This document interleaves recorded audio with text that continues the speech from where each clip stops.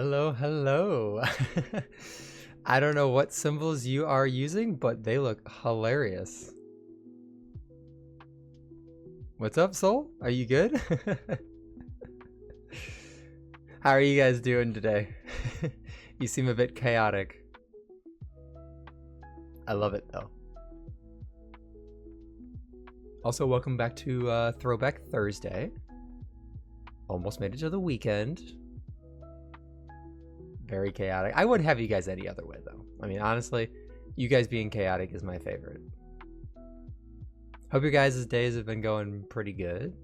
I'm doing good. Had a little bit of a crazy day. Lola didn't want me to get up from the couch, so I almost missed stream, but that's just because she's a giant dog full of warmth and wanted me to fall asleep. I swear, I'm not tired. And then I sit on the couch and she comes and lay with me. And then all of a sudden I'm like, okay, well, I guess I'm falling asleep. The amount of naps that I've taken because of her, like, she is the reason that I sleep so much. With the few times that I actually do get to nap these days.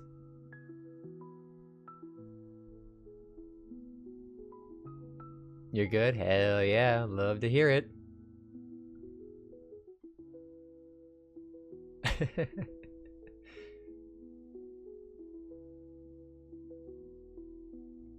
Hell yeah, hell yeah. So without further ado, let's switch on over.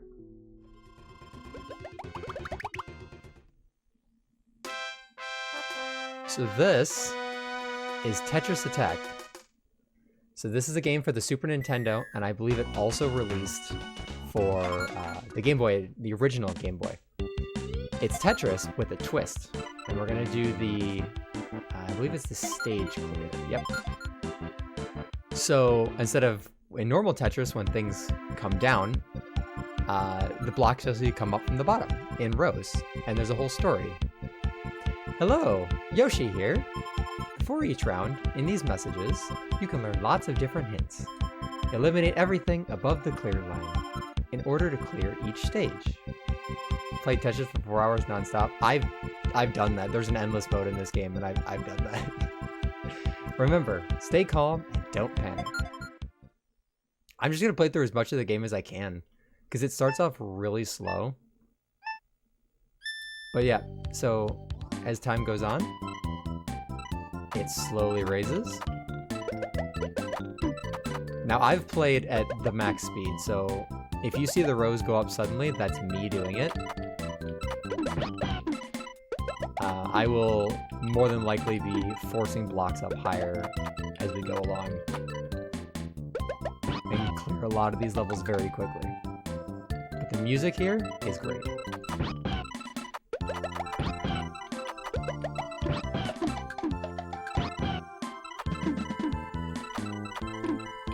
In my opinion, this is much easier than regular Tetris, because it's all about swapping. And funny thing, this is back before certain Super Nintendo games could save, so you'd get a password at the end of each level. So technically, if I could just Google the password for the last level and go straight there. That's actually how a lot of SNES games were. And if we get four or more in a combo, it actually, you'll hear a special noise and the whole row will stop, but that's no fun. So we make it go up higher.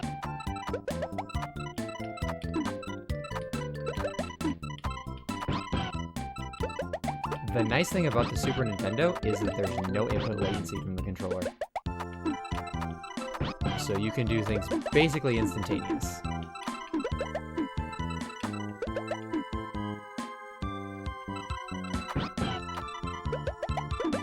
So yeah, in this game mode, you just have to get things below the clear line. In Endless, it literally will just go on forever, and it slowly gets faster and faster until you hit the max speed, which is 99. Which, if I clear all of these really quickly, I might do some 99 runs in Endless, just to see.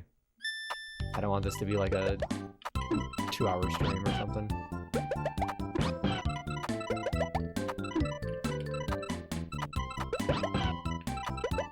But if you like Yoshi, this is your game.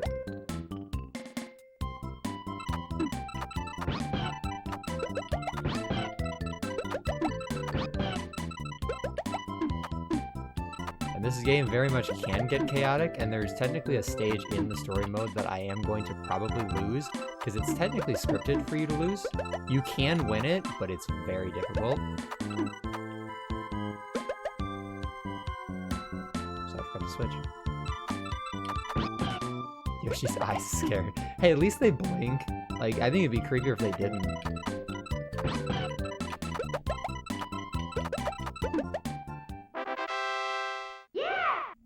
And there's a bunch of different soundtracks in this depending on what world we're in. I think each world is 5 stages.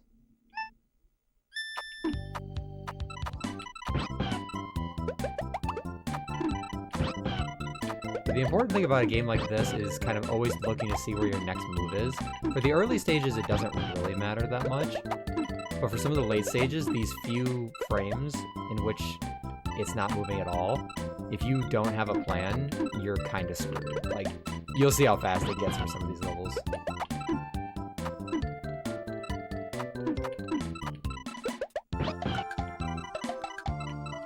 But this was one of the games that I played growing up. This is my original copy of this game.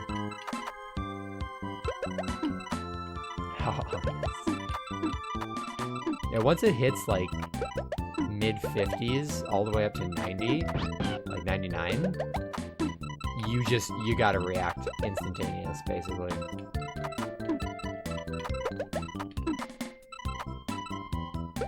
But obviously the early levels are super easy. That's the fun thing about a Super Nintendo game.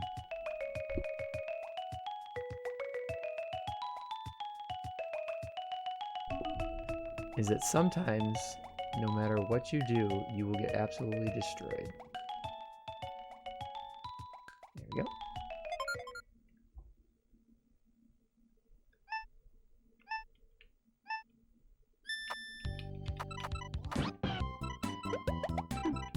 Later on, there are more color types as well. So we'll actually go from just the few that we have now. We'll get a dark blue, and I believe a purple.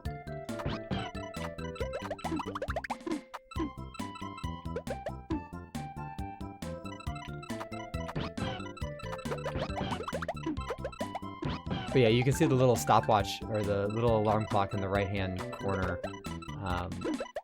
They get very sassy when you get close to death, because the music speeds up.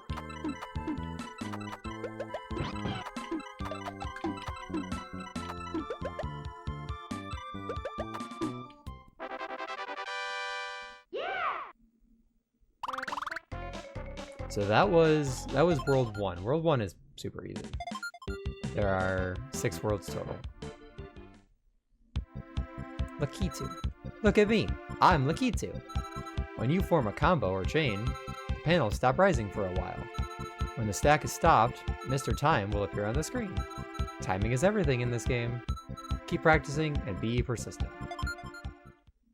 Thank you, Lakitu, for your wise words.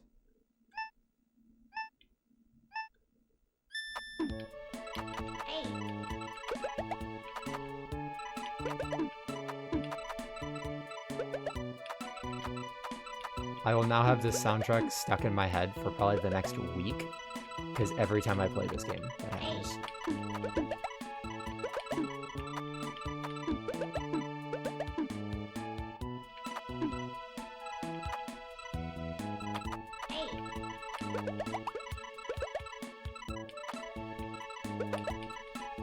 Also, sometimes I feel like I can make a move, and then I make a different move in the process of doing that.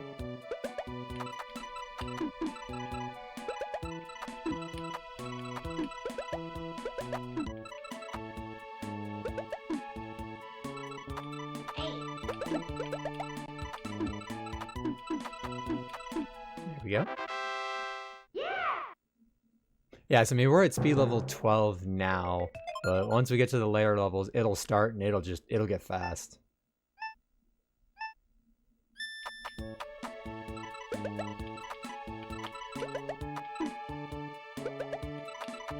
I probably will not beat all of these levels on my first try.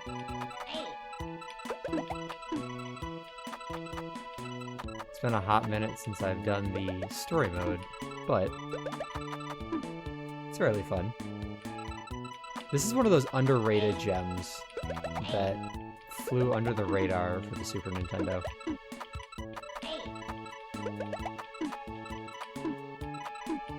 As popular of a system as the Super Nintendo was, it had a lot of games that a lot of people just don't know about. But I mean, I guess it is hard to compete with some of the heavy hitters, you know. With Final Fantasy, Earthbound, Chrono Trigger was on there, Star Fox, Super Mario World, Super Mario Kart. It had a lot of really solid titles for the Super Nintendo. I think that's probably why it's my favorite console.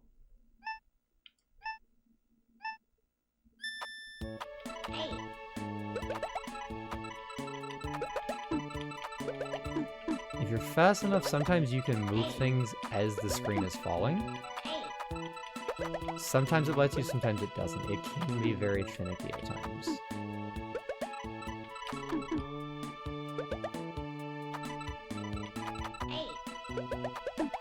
Like that. I was able to slip that underneath before the screen, before the blocks fell.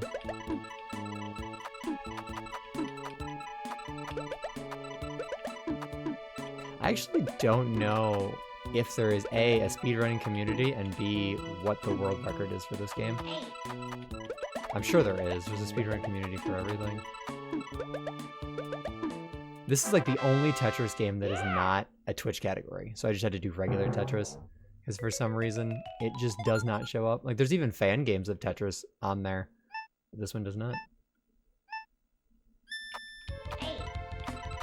Oh, this is the ominous music when you get too high, because it started me off at the top. I didn't hear that very long. I am totally going to look up world records once this is done. Yeah, I'm sure not a lot of people played it. I don't know how many units it even sold. It's, like I said, it's definitely a much more of a niche game, but I wanted to share it with you guys because the soundtrack is great, and the gameplay is actually a lot different than like a regular Tetris game.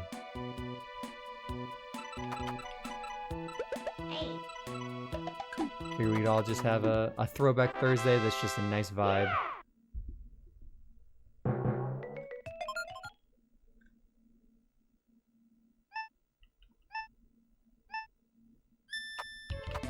Until I get to the more panic-inducing stages later.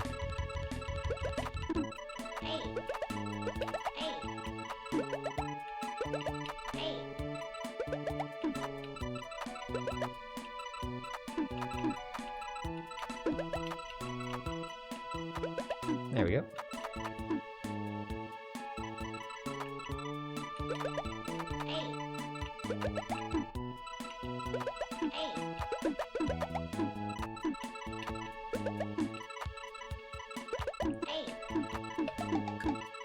There's a really fun co-op mode in this game,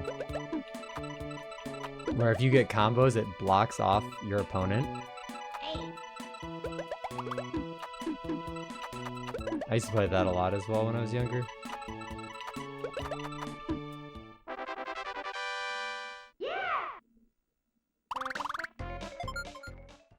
Yeah, this is one of those fun SNES games that had really good co-op.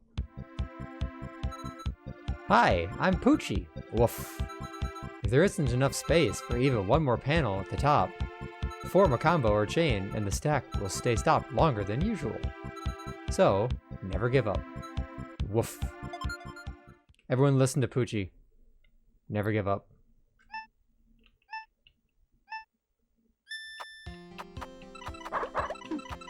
Oh yeah, every time you get a combo, Poochie barks at you.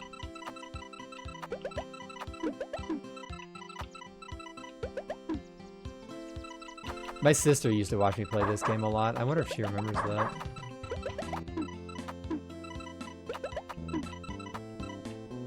Bark, bark. Because I believe Poochie shows back up in Yoshi's Crafted World. I think that's one of the newer ones. I haven't played a... This is one of the most recent Yoshi games I've played, and this is from the 90s. Or as Soul would say, the before times.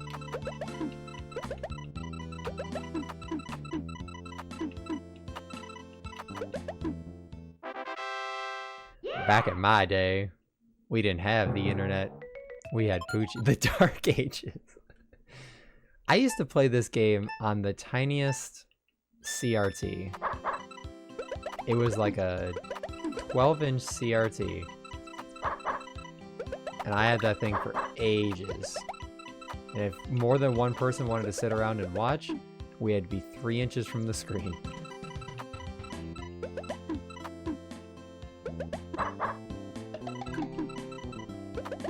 Those were the good old days. No internet, no worries. Just casually chill video games.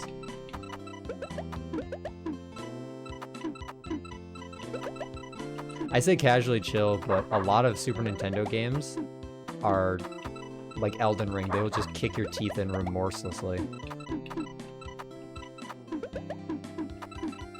Like, yeah, there's the fun Mario games, obviously, but there are ones that are brutal.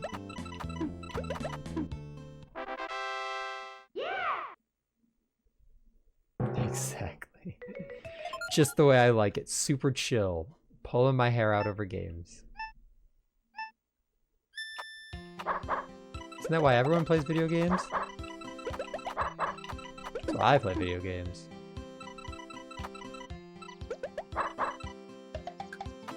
If you're not suffering, are you really enjoying a video game? Exactly. That's why I play Overwatch. The pain makes me feel something. Yeah, Hollow Knight's a good example of that too.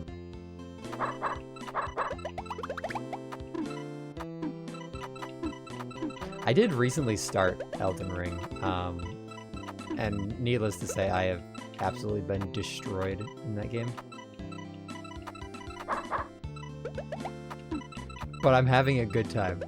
I'm having a good time getting destroyed in Elden Ring.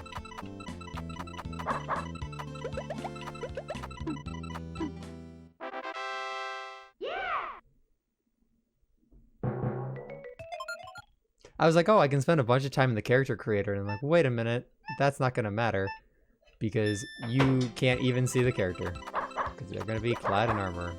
I'm not doing a naked fists only run. Don't do a samurai build? I can't remember which one I did. It's the one where you start with 2 swords. I don't remember what that's called.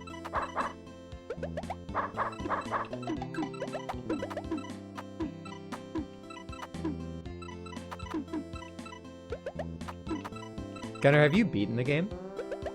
I am not very far at all. I only played it for like 3 hours or something like that.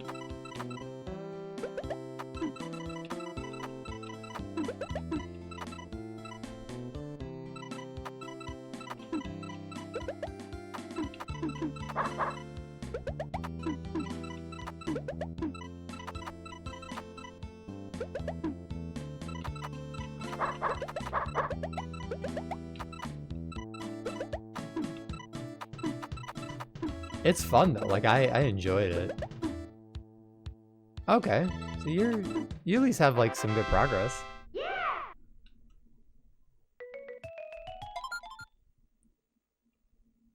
That seems right. I'll give it to you because I have no way to correct you if I knew it. I love that the game just starts me in peril. It's like, you want to enjoy the game? No. Fear. The Elden Ring of Tetris. Man, that's what I should have named this stream.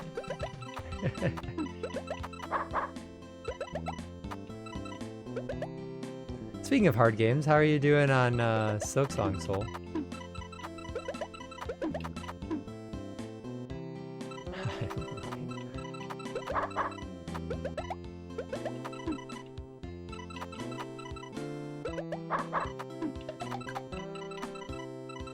You'll still end up beating Silksong 100% before I do. I got to Act 3 and then I just stopped playing for a little while. I need to get back to it. Hello there. Hello, Null. Welcome to Tetris, but it's Elden Ring. Is what I'm now calling this.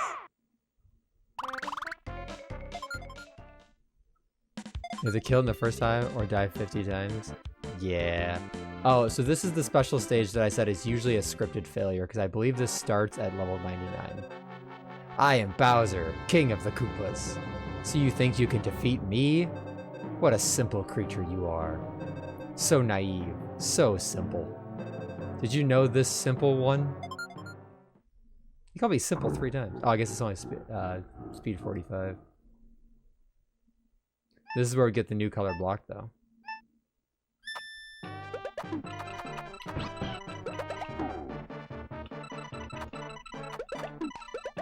I believe we only damage him with combos, which is great.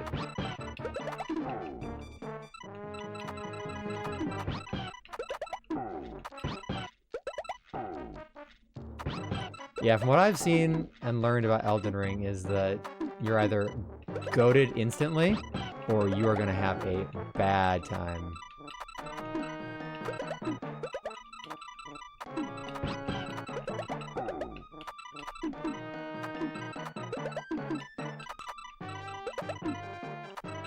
This one is going to kick my ass.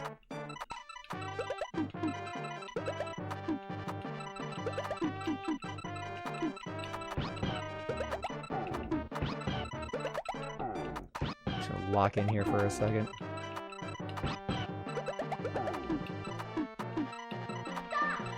Yeah, see, very aggressively yells stop. Very sassy.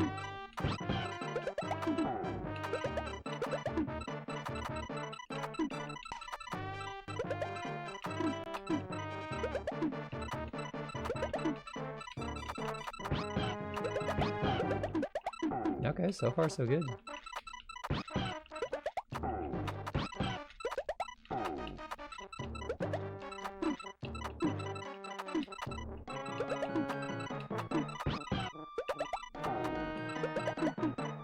Tetris, but it actually makes you afraid to sleep.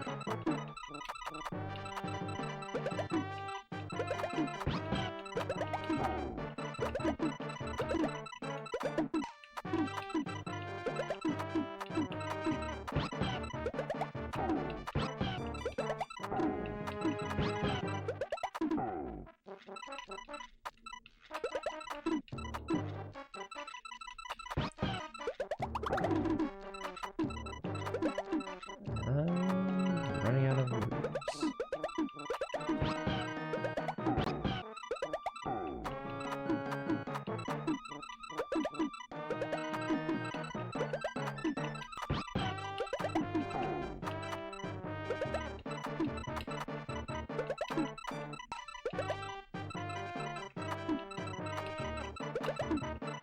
Shit.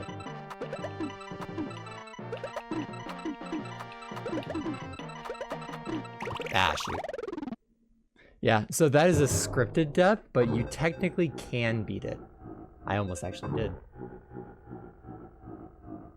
I didn't think I was actually going to get that far. Normally I don't. Oh, hell yeah, 5-stream streak. Let's go. I am Froggy, Ribbit. Bowser's sure a tough one, alright. To defeat him, Ribbit, you must be better, Ribbit. You say this is easier than normal Tetris, I say I would fail even more.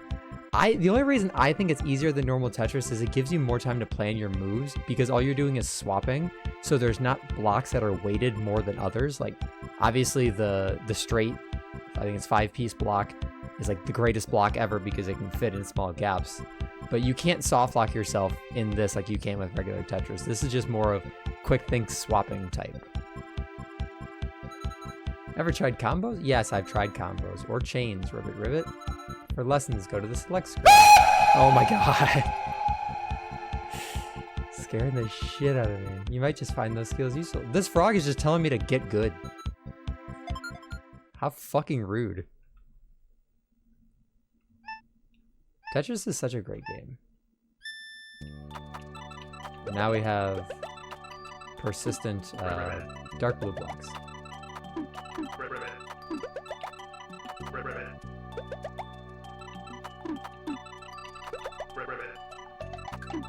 Yeah, if we beat this very quickly, which we might, some of the later levels are a bit hard.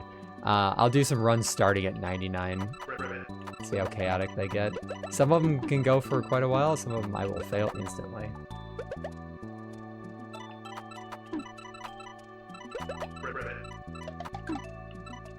I would have been very surprised if I beat Bowser there, but I was pretty close. I actually don't know what happens there, because like I said, I don't think I've done that before.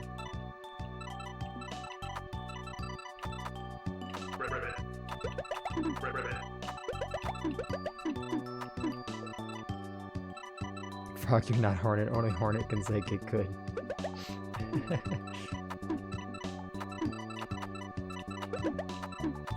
I might, since it's a passcode, I might look that up and go back and fight Bowser again after this as well. See what happens.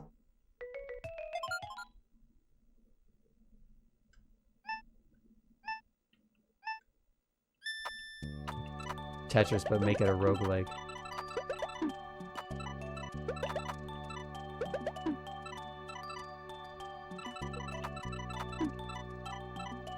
And sometimes there is a move available. It's just so hard to see.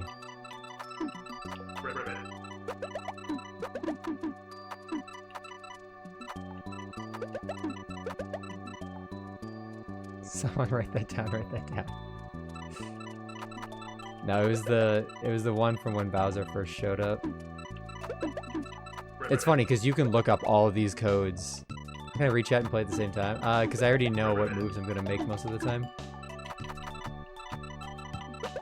All these codes are available online. I'm sure there's a game fact somewhere that has every single one of these.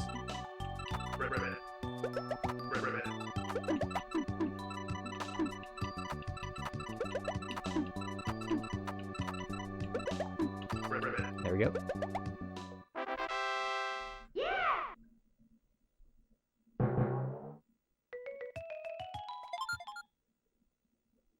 Ribbits and approval. I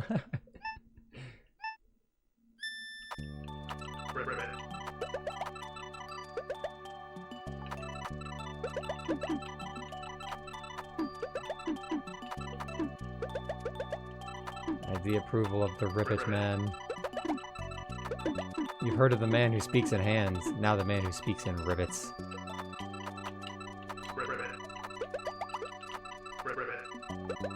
It also helps that the SNES controller is such a simple controller that, you know, there's 10 buttons on this thing. No analog sticks. One of the best controllers ever made.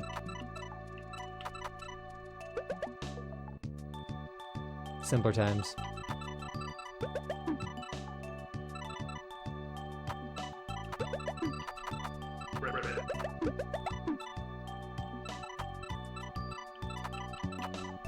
No analog sticks. No, look up a Super Nintendo controller.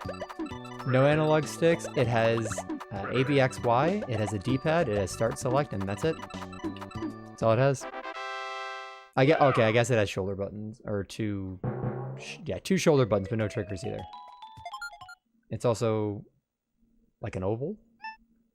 It's a fantastic controller. And you never had to worry about stick drift because it doesn't have analog sticks. And the funny thing is, a lot of older hardware like this, like if I was to crack this thing open, it literally is just like the world's tiniest circuit board. It's basically just glued together. Like if you've ever seen the inside of an Atari controller, there's nothing in there. It's just dead space. Like they really were mass produced on a cheap scale.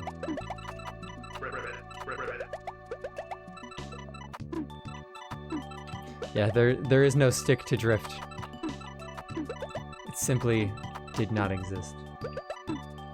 That's why I like, for the controller I use for Overwatch, it has Hall effect sensors in it, so it physically cannot stick drift. Because instead of using, I don't know what normal controllers use, but I know this one, those use, I believe it's magnets. Hall effects are awesome, and they're coming into cheaper controllers these days, which is absolutely fantastic. Let's get rid of the crap that causes drift.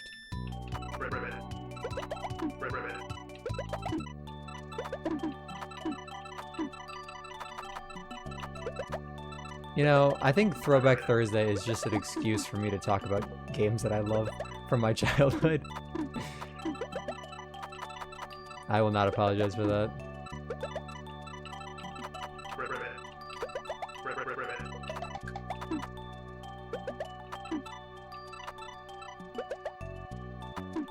PS2 is Peak Games controller is nice. Did the PS2 controller drift? I've never heard of a PS2 controller drift. I know the freaking cable would fray more than anything. The amount of used PS2 controllers that I've picked up that barely work. One of the best PS2 games is Star Wars Battlefront. I know Knowles is gonna be Monster Hunter. But Star Wars Battlefront 2, Star Wars The Force Unleashed, peak.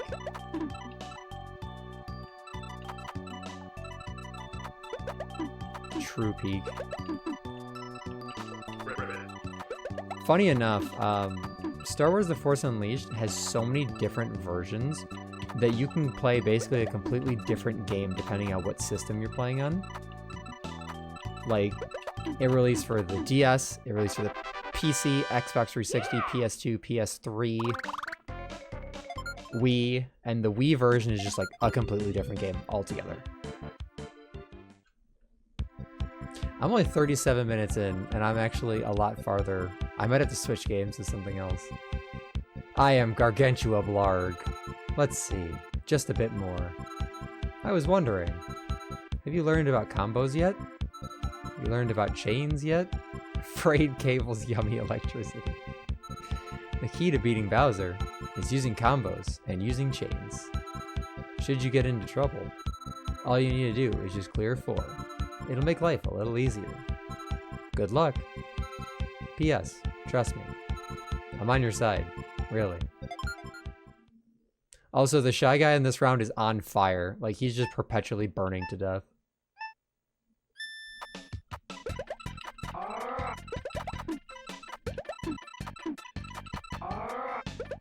You don't trust him. He's a shady looking dude.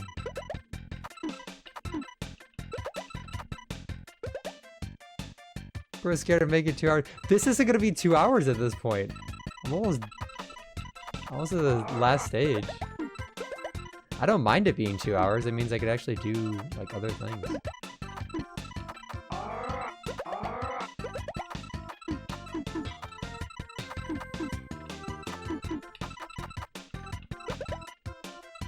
Like I said, I'll play a little bit of the endless mode because it's fun.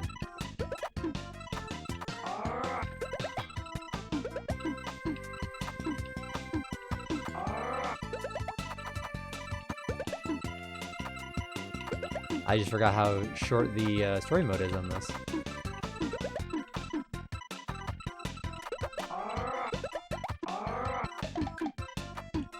Hey Gunner, have you ever heard of an archipelago in gaming? Yeah!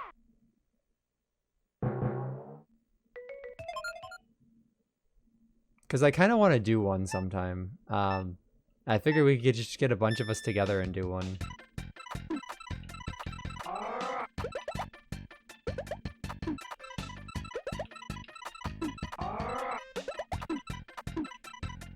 So the way an archipelago works is you pick games and you have checks. And so it's like pieces of your game are locked behind checks. You know what it is? Awesome. So basically to beat your game, other people have to beat their games. And as you go along, more people beat their games, unlocks checks. And basically, it's like everyone's working together to beat their own games so that everyone can work together and win. It looks like a really cool system, and I think you can set it up with like a bunch of different games. I know Lethal Company is one of them, but I think you can do it with basically anything as long as like the game can be modded.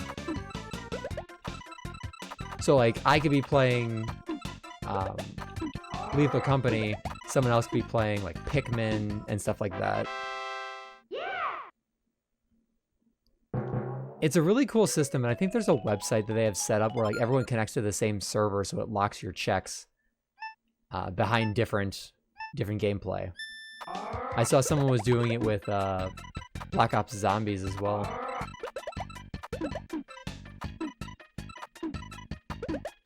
Spyro mentioned. Spyro games were pretty fun. I never played them, but I've watched playthroughs of them.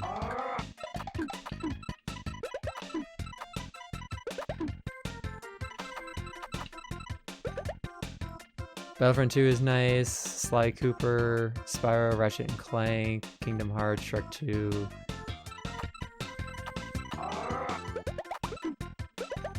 See, personally, I like that the Xbox had more exclusives. From the Star Wars category, you had Republic Commando, looks great. Knights of the Old Republic, fantastic game series. But a lot of the Star Wars games ended up being cross-platform. Or multi-platform releases, I should say.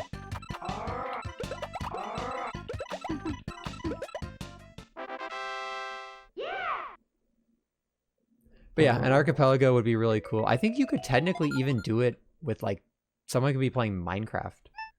Because your check would be unlock the ability to get like a pickaxe and stuff like that. It really is kind of just the sky's the limit.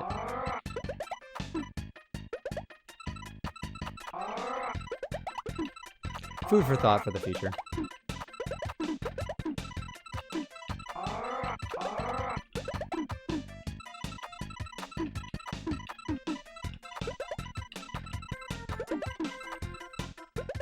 You have a chance to play Spyro Reignited Trilogy? Yes. That came out for what was it? Switch and PS4?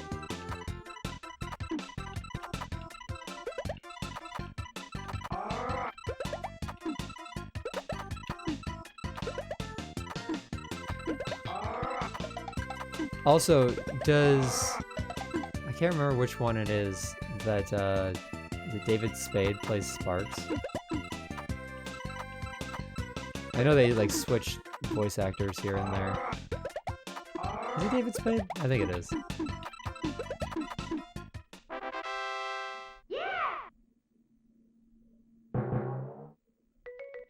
Oh, speaking of Battlefront, I found out, I think it was yesterday, that they interviewed Sam Witwer, who plays Starkiller and Darth Maul.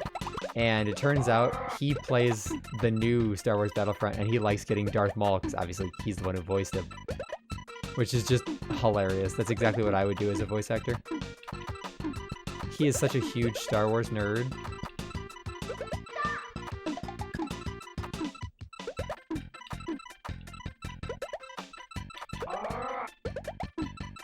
You believe so? Okay. I was gonna say, I couldn't remember exactly who did all the voices.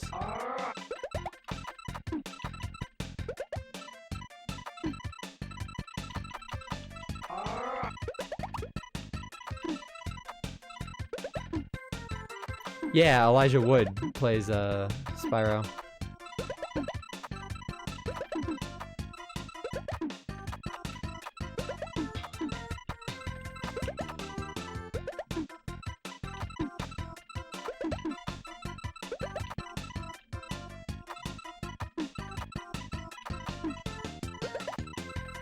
They had some good voice actors back in the day. Of course, that's when gaming was peak. Gaming peaked in like 2000 to 2010. And everything before it, like this game.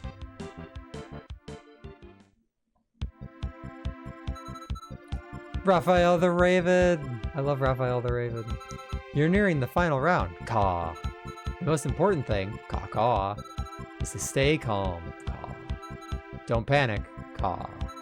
Good luck, caw, caw. I love how fat Raphael the Raven is in Yoshi's Island. He's a big bird.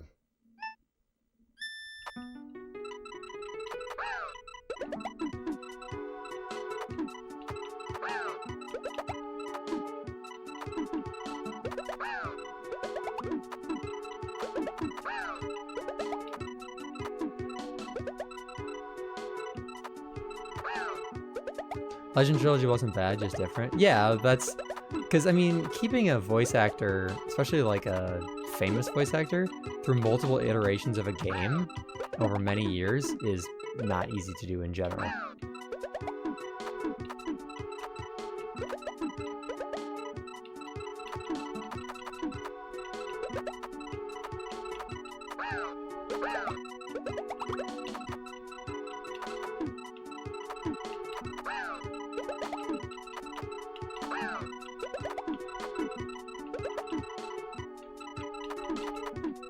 There we go.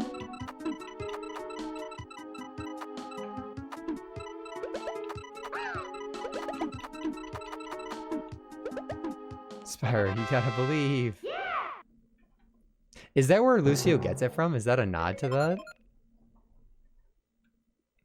Because if it is, I actually did not know that.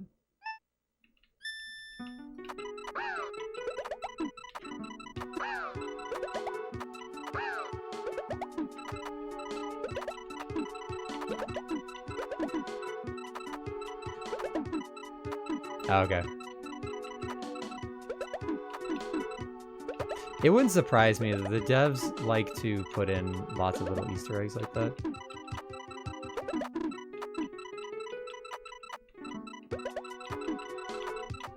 Oops.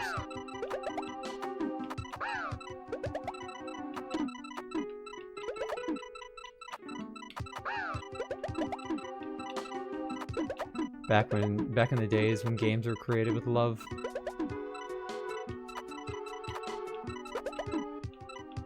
Whoops, I'm actually gonna lose this one. Oops. Dang.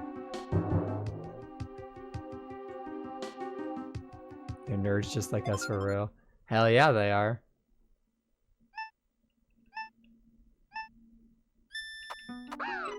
You can tell when a game is made with love in mind. And like with passion. People who actually are working on art, not just for the money. It's sad that we don't see that as much anymore. You know, everything is extraction hero shooter that you have to be online to play, basically.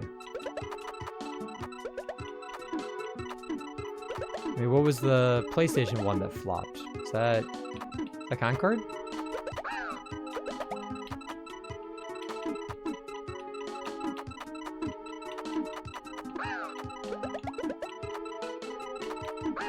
Well, it died after like a week of being out.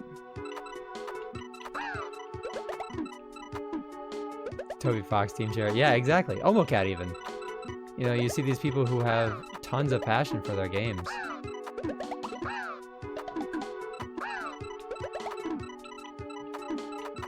You put together a small team of people and you throw your heart and soul into the game. Omori, Celeste, even Hat in Time had a smaller group of people. And it really just shows how much you care. Like, the indie scene will always be amazing to me.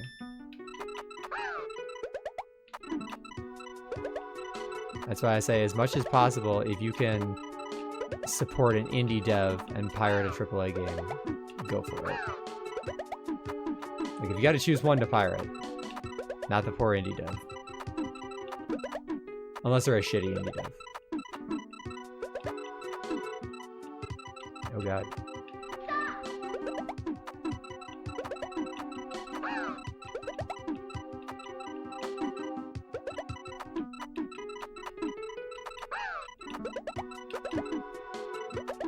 There we go. Back under control.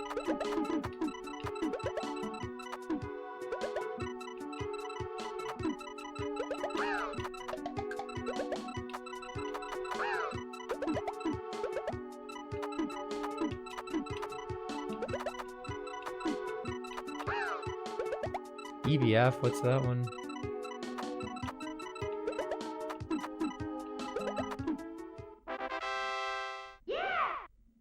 I gotta check out Hyper Light Drifter as well. It's on my list of games to play. I think that one was added after we watched Indie Cross. Epic Battle Fantasy. Whenever I think of that, I think of Ultimate Epic Battle Simulator, and that's one where you can fight like a million chickens versus a dinosaur and stuff. I have that game, and I should totally play it on stream one day. Because there's a bunch of mods for it as well.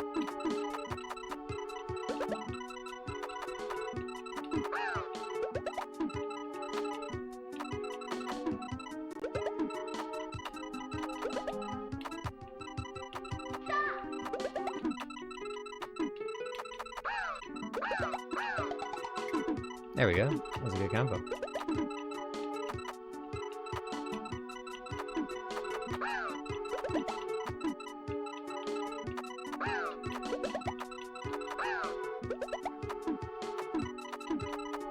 HLD is Hyper Light Drifter, I believe.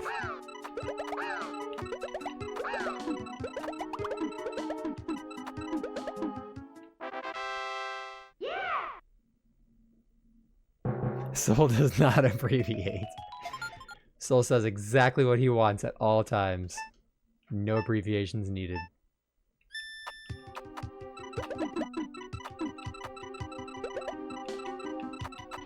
Oh god. Okay, hold on. Hold on. Let's figure this out for a second, buddy.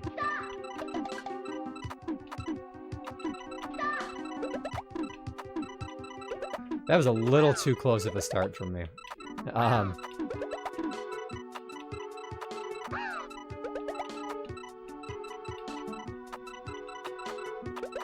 There we go. Jeez. Head empty, no thoughts.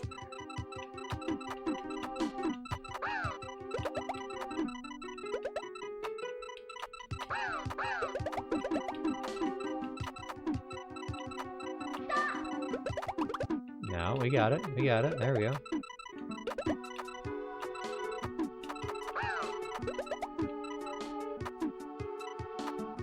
Have a knife, give me a minute, and then we'll fight. Jesus Christ. Note to self, nobody gives Soul a knife.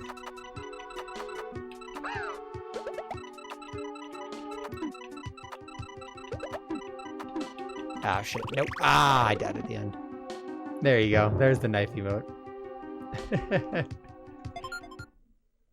I wish I could make all my emotes just free. Like, damn you, Twitch.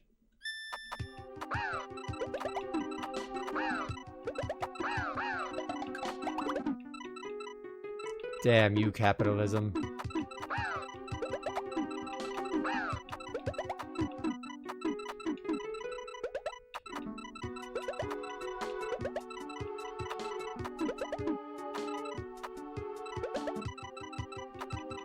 Shit. Ah. I'm bringing a gun to the knife fight. Call an ambulance, but not for me.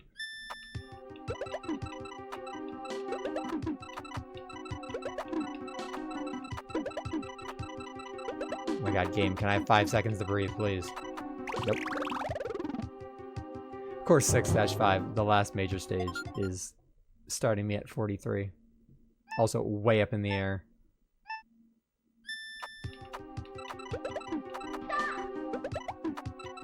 Give me a second here, please.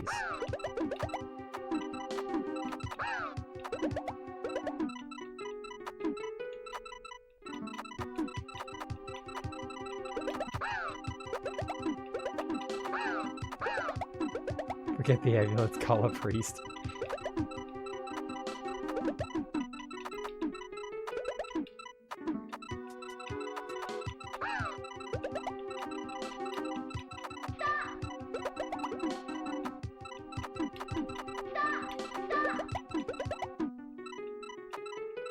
Oh god. Whoops. This is where the game gets really intense. You gotta be on your shit at all times.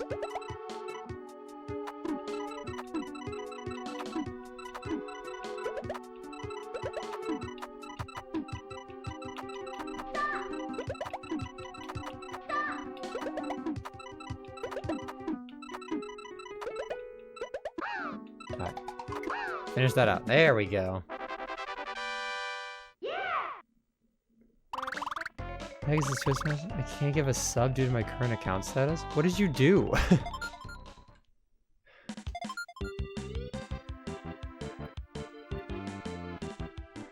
Null, did you get like shadow banned from Twitch? Come a long way, little one.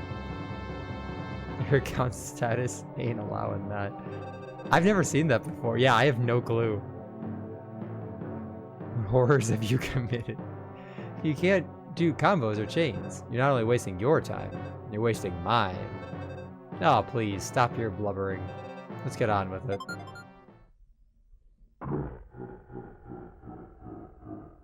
Alright.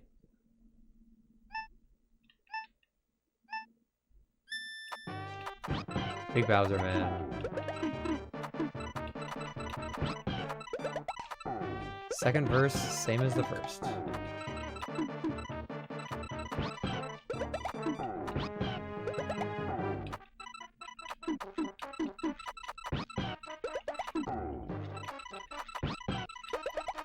And now we just kick his dinosaur ass.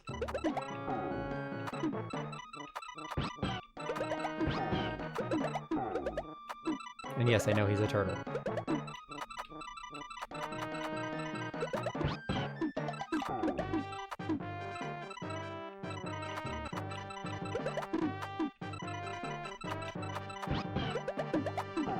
It's fine, aggressive music. Don't worry about it. I have everything under control.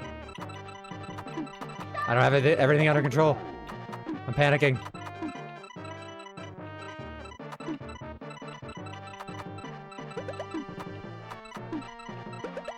Ah, shit.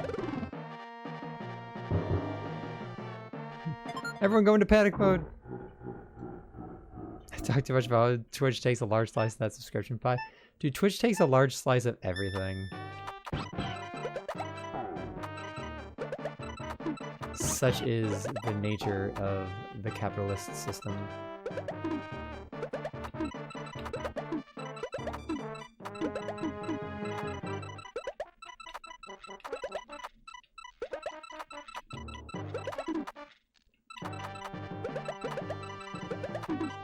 It do be like that in the world of streaming.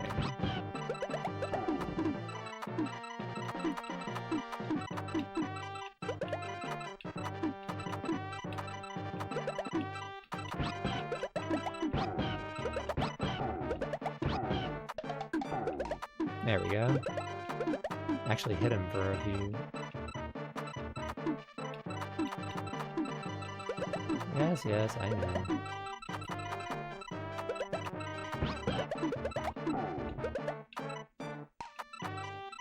Ah, damn. I want to do that.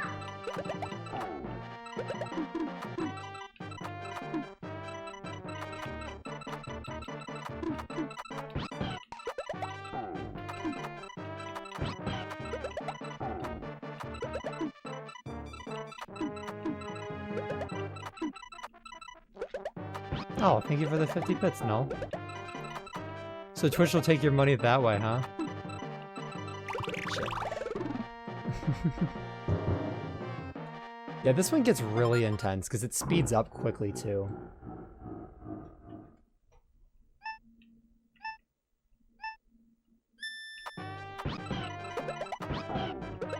Twitch is a very fickle creature.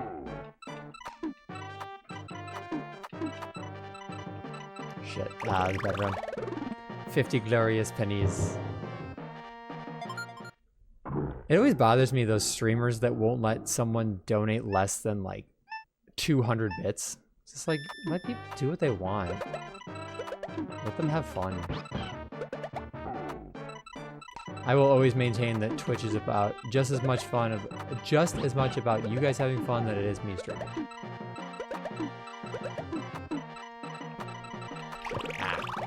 We might be stuck here for a sec.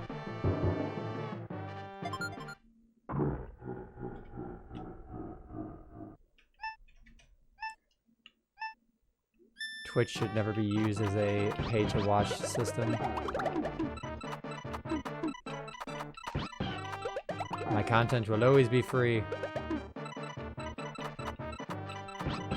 Enjoy it, you glorious bastards.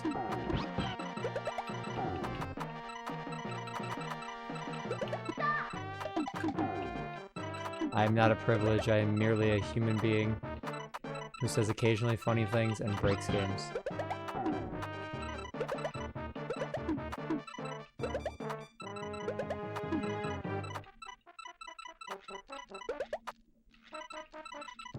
Game, you ain't giving me nothing here.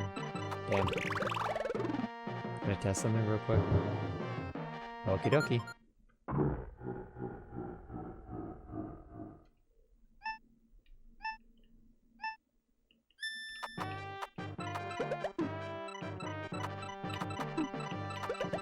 Damn, the game really said you were moving too fast, now we gotta slow you down.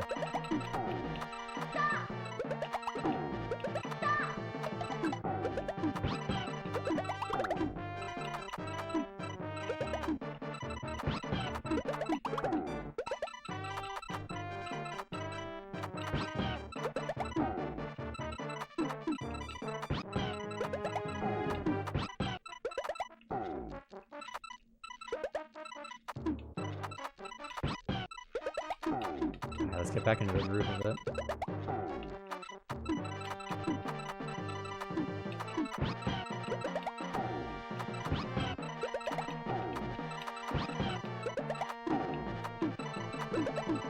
There we go.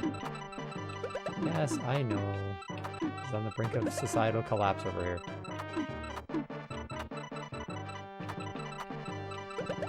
I'm working on it. Ah, damn.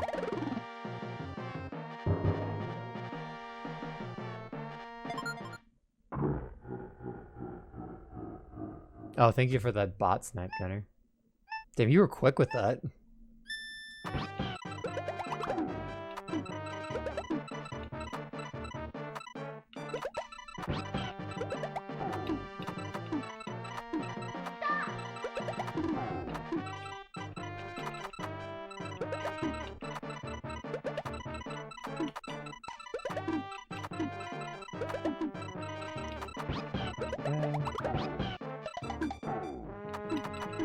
You can get insane combos right off the rip. You can get a lot done. Unfortunately, the game is 100% RNG what it gives you at the beginning.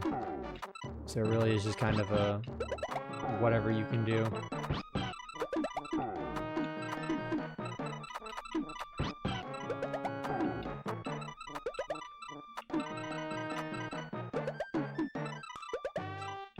Have fun! Thanks for stopping by, Noel.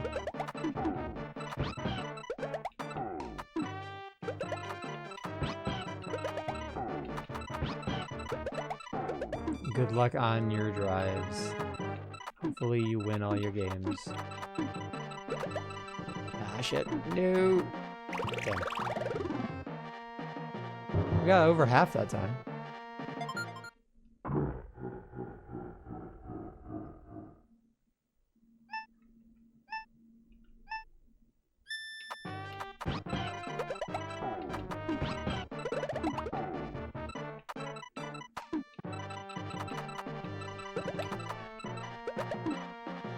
Ah, jeez. There are certain times where I'm trying to line up a combo, and I'm allowing it to go up way too high, way too quickly.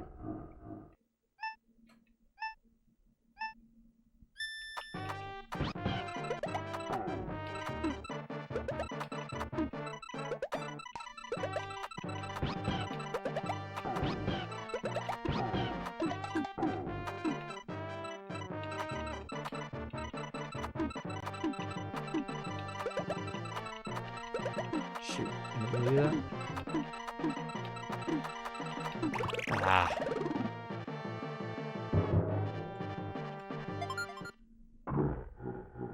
This is what I mean by SNES games can be insanely difficult sometimes.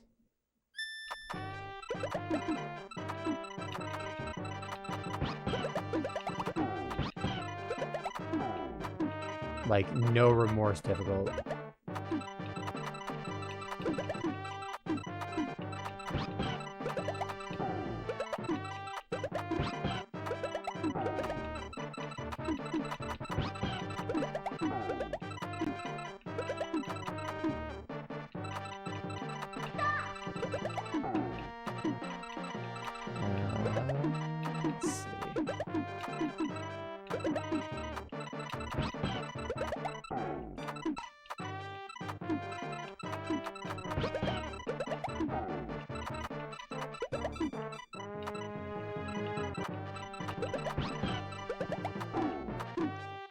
The anxiety music doesn't help. Yeah, sometimes you can get some insane RNG where you can just get a bunch of combos right off the rip. Other times, not so much.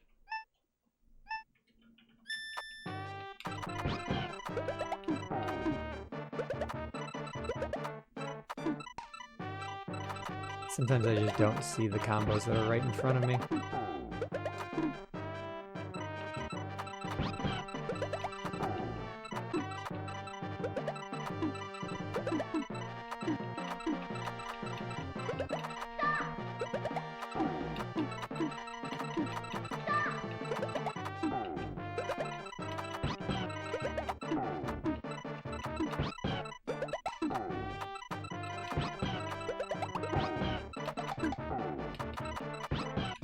Go.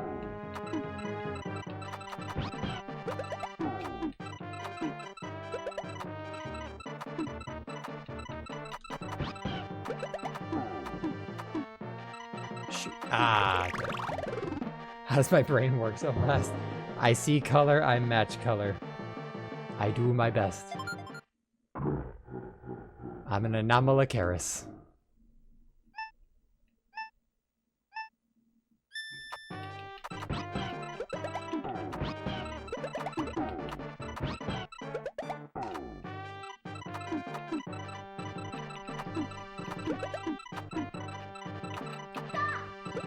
Oh god, I don't have a way out of this.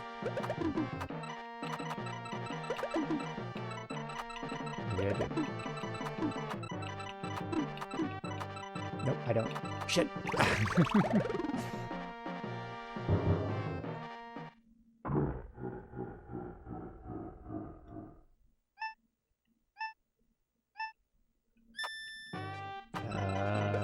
This is not good RNG. Do my best with what I have, but what I have is not a lot.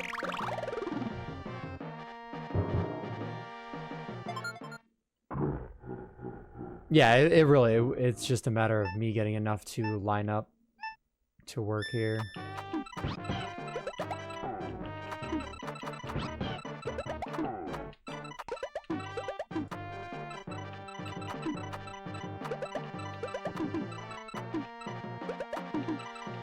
Ah, shit. 4 hours later. Hey, that's why the last level is... Yeah, I got 3 more hours to beat it.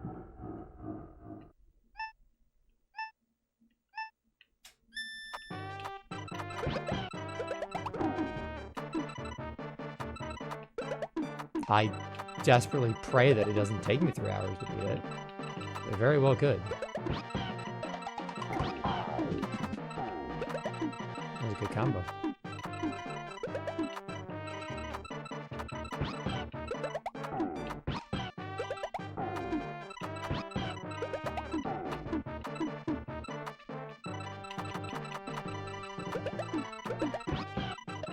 Yeah, the important thing is being able to come back from when it rises so quickly.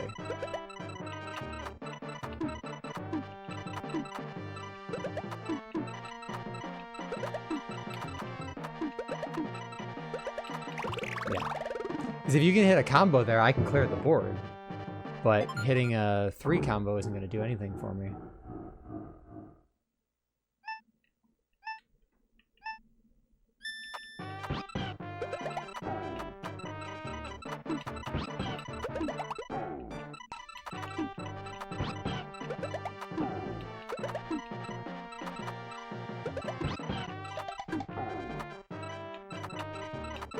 Let's see what we can do with this.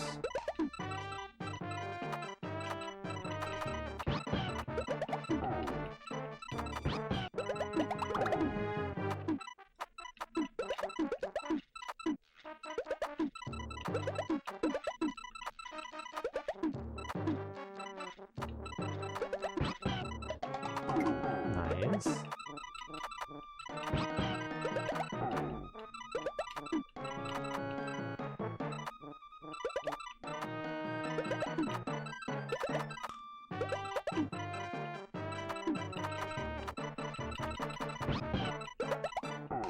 just crazy how fast it moves up.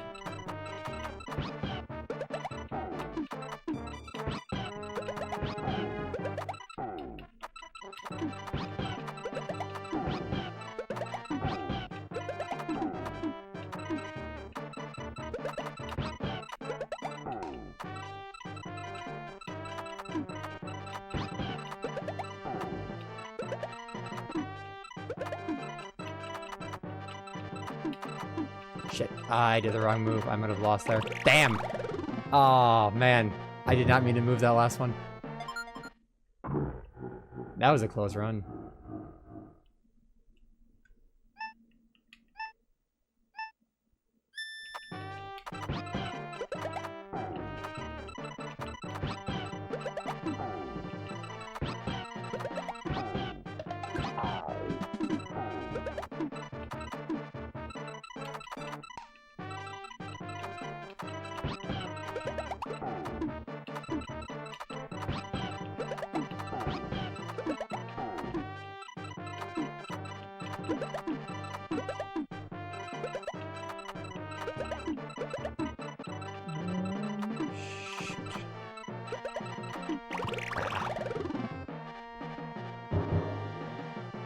I'm at least getting him to below half most of the time.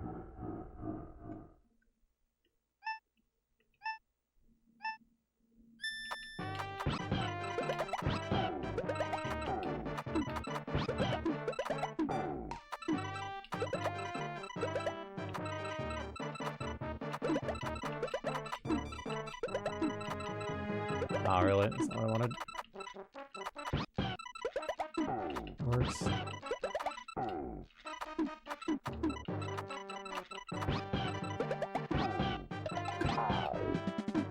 There we go. That's a pretty decent combo.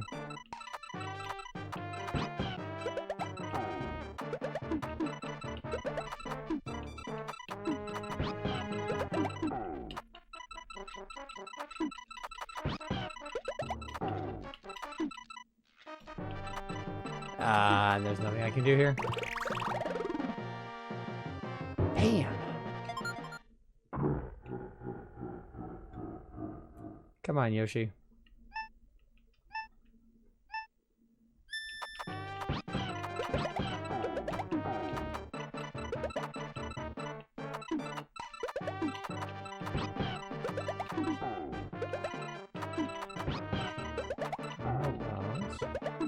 We just win.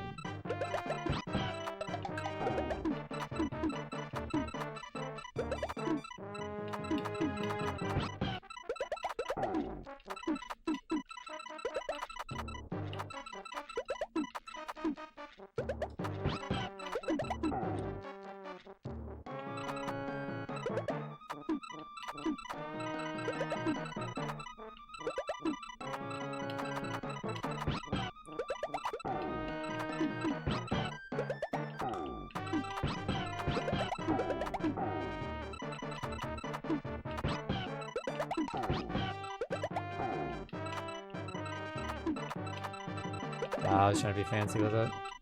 But it just cost me there. Yep. Ah, shit.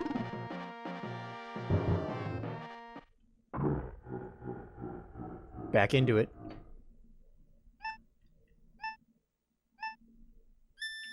That's a good combo right off the rip.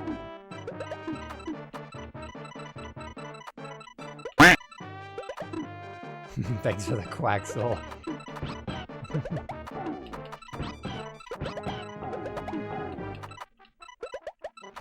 Get quacked, son.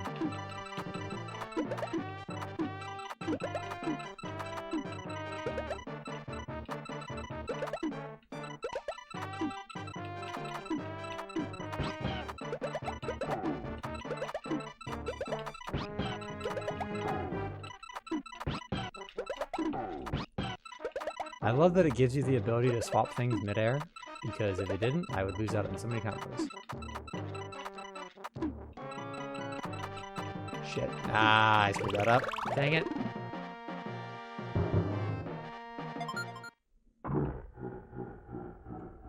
Bowser, why are you such a hoe?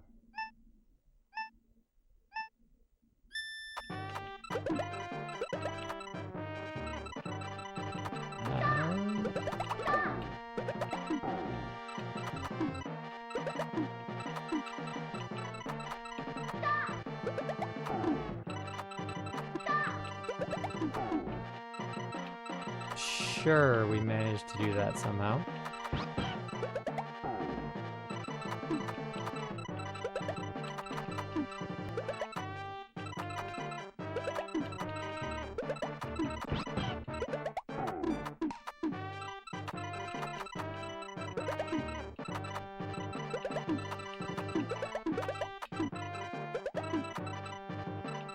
Yeah, there's nothing else we could do there.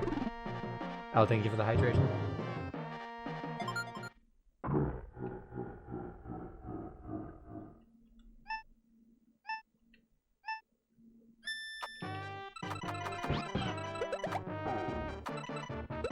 Sometimes it's like I'm trying to set up for a combo, and it's just, no matter what I do, it's not gonna work.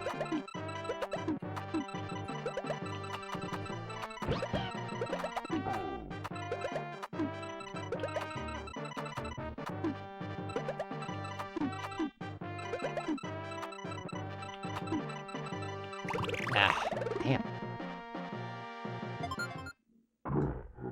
At least retries are quick and easy.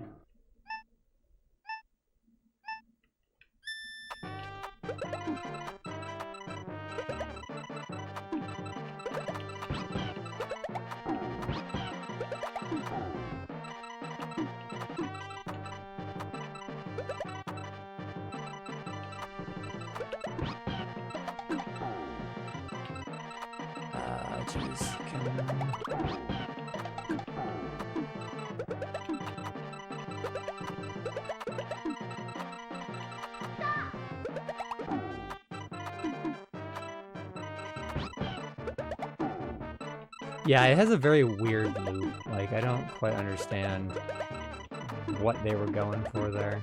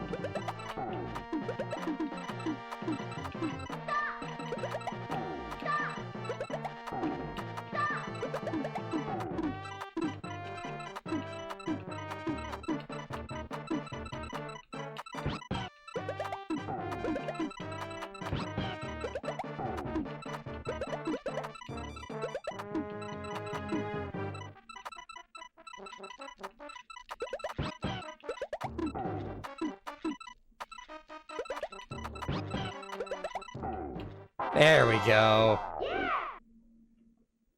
Jeez, wow.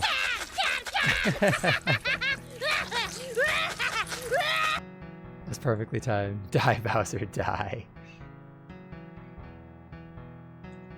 Oh, yeah, so that is the story mode of Tetris Attack. The song is so calming as well.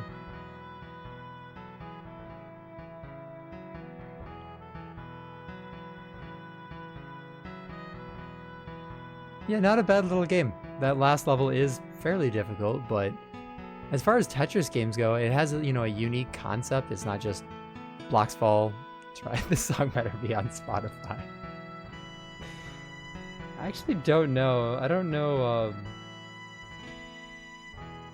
how far back some of the Spotify songs go. I guess I could check.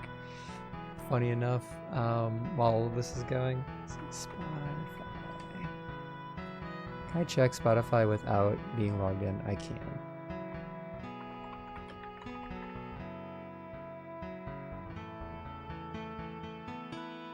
Does it have... Oh my god, it has some of them. Lakitu stage, Froggy stage. Oh yeah, it has all of them. I did not know that these were on Spotify. That's funny. Well, there you go. Can I skip the credits? I cannot. Now, once these credits finish, I'll do a little bit of the endless run. Maybe I'll start slow and see how far we can go.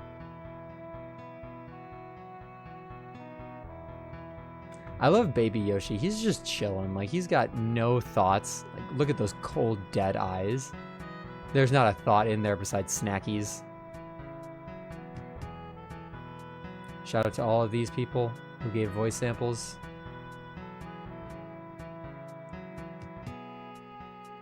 Especially Debbie. Good job, Debbie Sandhop. Appreciate you.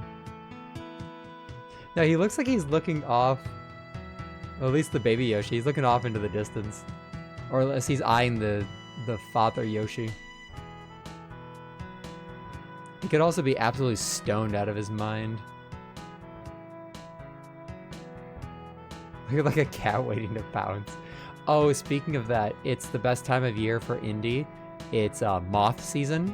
So when we let Lola out in the early morning and in the evening, he sees moths and he tries to pounce at the back door. It's absolutely hilarious. But he got fired from his pouncing job today because he wouldn't get a spider. He just sat there and stared at it and meowed at me because I had to do something about it. He just screamed, "Please help me. I am unable to catch this creature."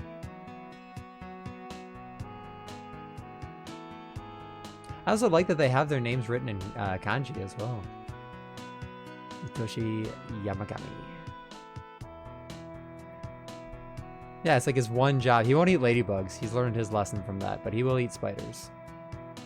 Not before, like, putting him in his mouth and spitting him out like 4 or 5 times. One of these days, on Throwback Thursday, I'm gonna play Mario is Missing.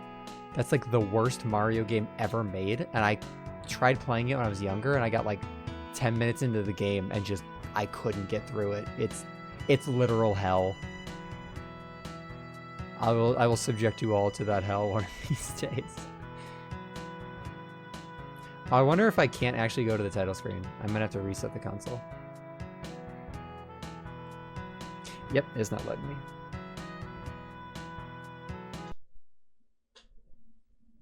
It's fine, we go to the blue void. Cat used to catch grasshoppers in his mouth alive. Oh my gosh. Nintendo version of Hot Down the Freeman. Nintendo had some weird games for the SNES because it was one of the last times they actually licensed Mario as an IP. Alright, we'll start at level 1. We'll go with Poochie. Like, they had Mario is Missing, they had Mario's Time Machine, they had Mario's Preschool Years, Fun with Numbers, and Fun with Letters.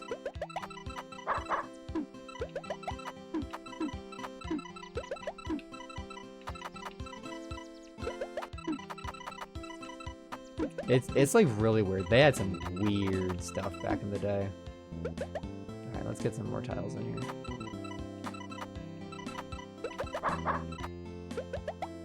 I think in Mario's Time Machine, he actually goes back and talks to, like, Leonardo da Vinci. It's a really weird game.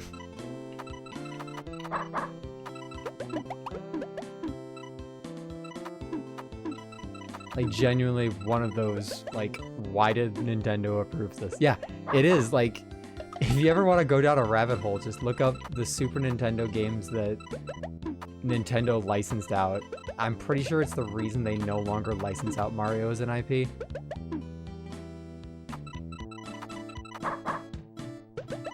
So when does Mario take place? That's a good question.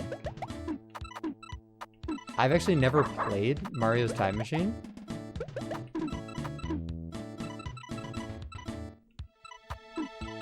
But I think it probably just says, like, present. There's also, I believe, Mario Teaches Typing, and I believe that was actually a floppy disk PC game back in the day.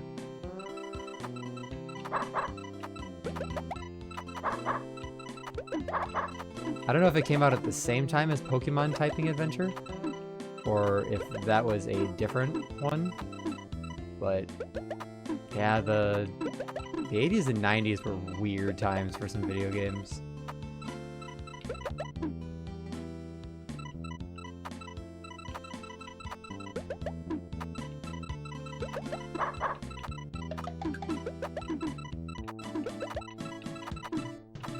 I don't even think in the Mario movie they have a canonical, like, definitive date and time. I don't know if they established that or not. I can't remember. They probably didn't, knowing Nintendo.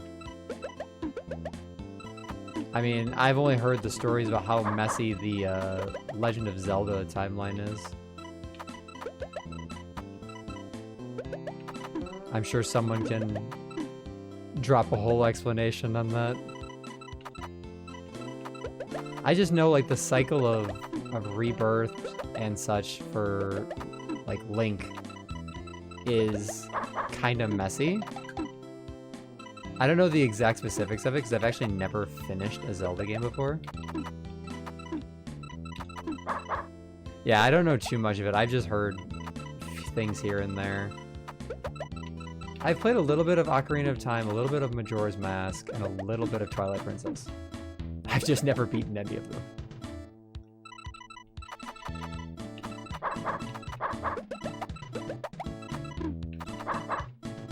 But I know Ocarina of Time is still the highest rated game ever on Metacritic. I believe it's a 99?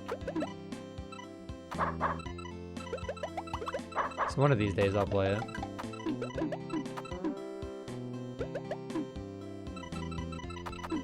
I don't remember why I stopped playing Majora's Mask. It was when I was younger, so I was probably found another game to play at the same time and then just never went back to it.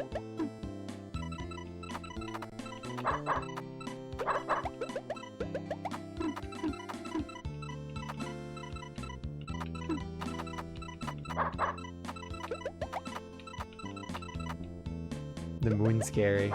True.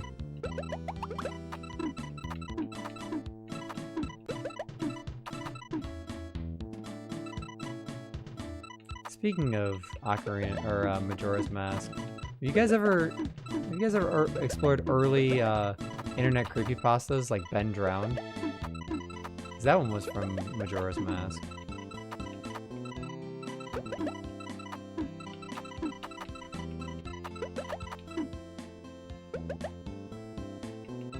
I feel like early internet creepypasta was when the internet actually peaked. Like Slenderman and stuff. So this is similar era creepypasta. The downside of Ben Drowned is it had a good story, and then I think they just kind of took it way too far because they made it from a spooky haunted game cartridge about a boy who died to there's like this whole cult that's involved. And it gets really weird really quickly.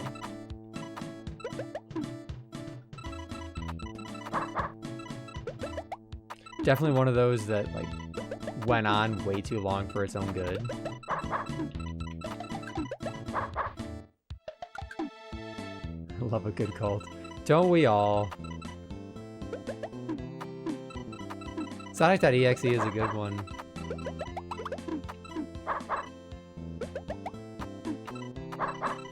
I used to listen to creepypastas while I was working, which at my internship was a bad idea because I would be there when it was dark out, and I'd just be wandering by myself because I was just doing a lot of tech work alone, and the halls were just super dark, and I just have really loud creepypasta blasting in my ears.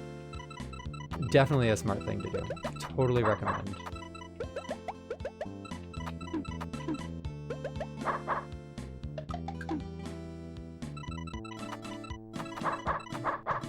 It's incredible.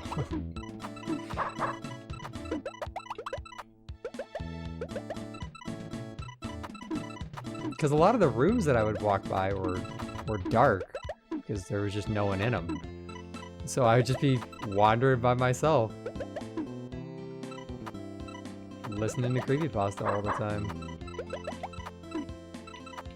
Life was simpler back then. Do you call comfort?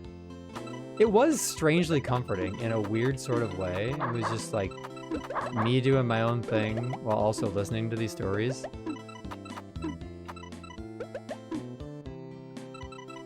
It was like the best time to do it too.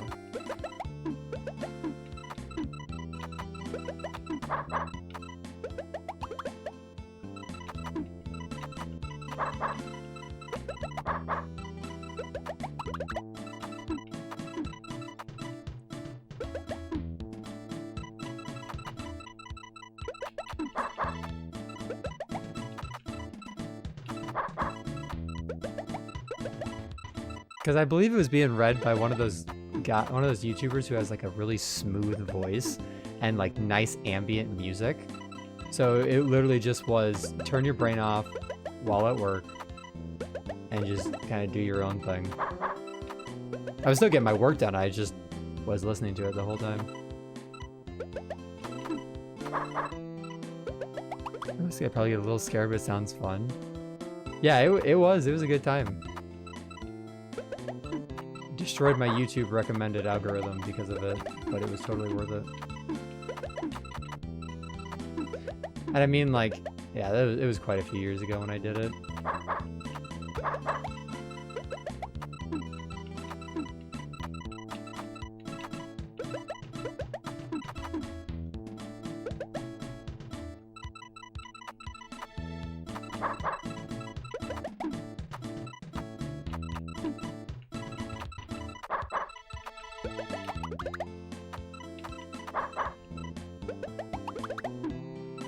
Good times indeed.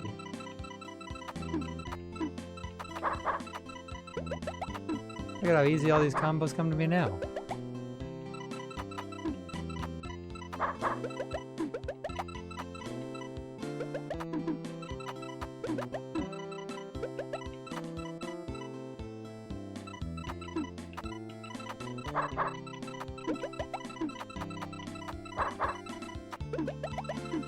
There we go.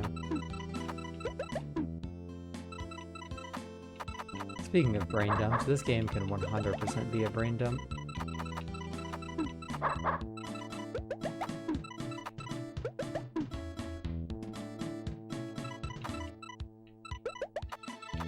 I also like the r/no sleep. Is that what they're called?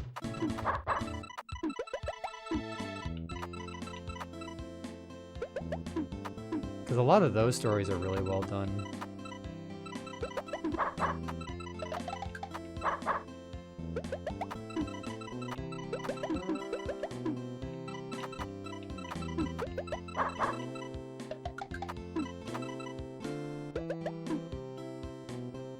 Shout out to the channels that read creepypasta stories so I don't have to sit there and read and I can just listen and do my own thing.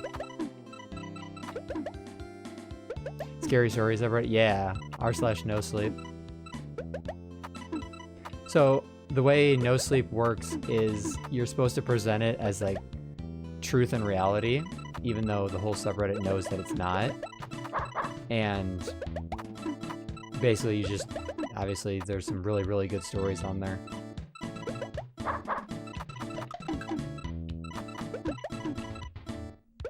Speed level at 33.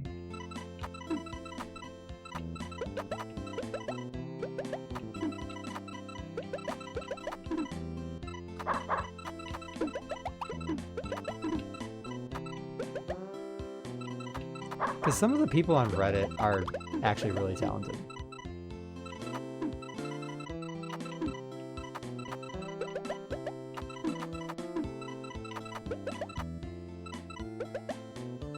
I haven't checked out No Sleep in a while, so I haven't even been listening to any horror stories in a hot minute.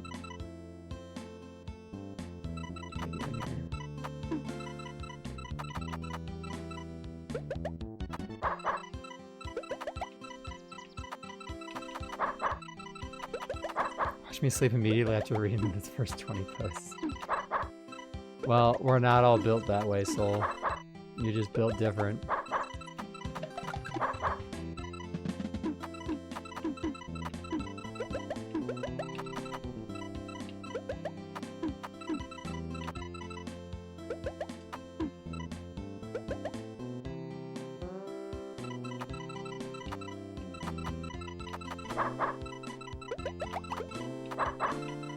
I get scared easily, I'm doomed. No, Soul. Yeah, that's the whole big thing of it is as soon as you realize that they are just scary stories for the sake of being scary, it does lose a bit of its meaning. But if you suspend your disbelief for a little bit, almost like you're watching a movie, it can at least be like very entertaining from a story perspective.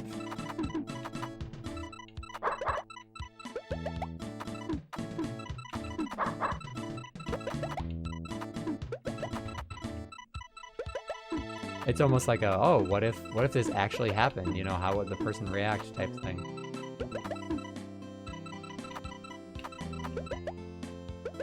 The suspension of disbelief can lead to some fun times.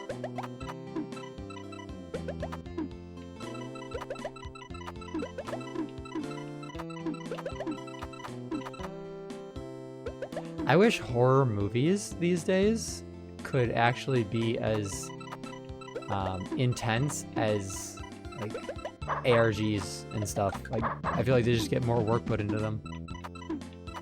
I need to be reading good. Scary story good. Is it scares you regardless? Yeah, exactly. It makes you. It gives you that feeling of suspense. If a scary story makes you question something, then it's good. I think that's why psychological horror can hit so hard. It's like, oh, this isn't necessarily jump scare horror. It just makes you think. Or it shows like a darker side of humanity. Which that is terrifying because, let's be honest, humanity has some very dark sides.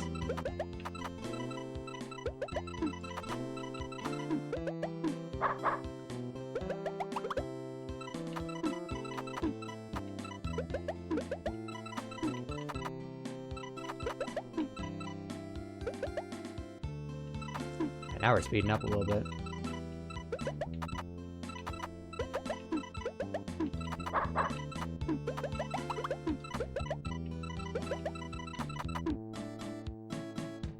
Oh, what's the top post title? Kind of scared to ask.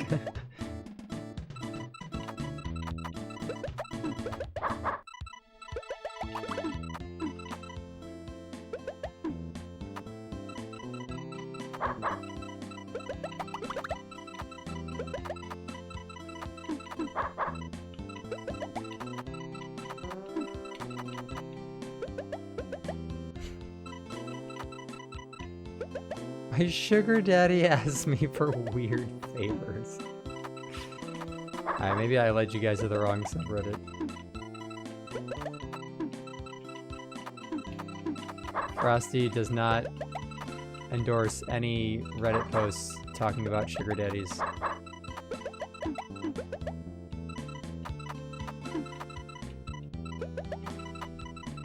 Enter at your own risk. It is Reddit after all.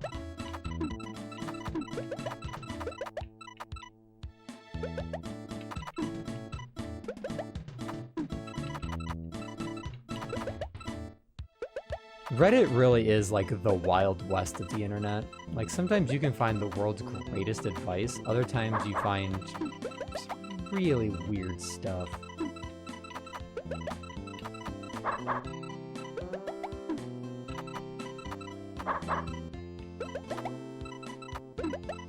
Like, shout out to Reddit for a very obscure, like, PC issue that I've had in the past, but also Reddit, why are you like this?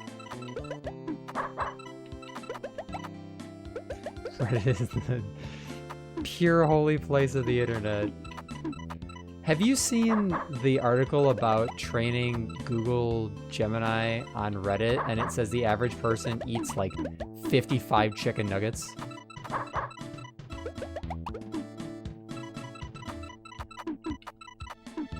Because for some reason they thought it was a smart idea to train them on Reddit responses.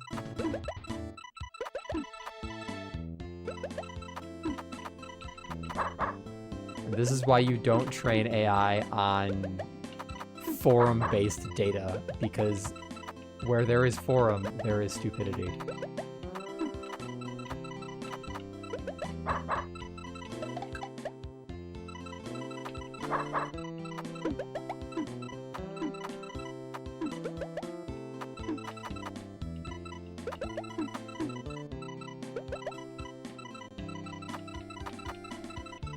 It is funny, like I said, with tech problems, Reddit can actually be a better source than, like, forums. Like, I've gone to Microsoft forums for specific issues, and then I'm like, you know what? Let's just go to Reddit and see what they say. And Reddit had the issue.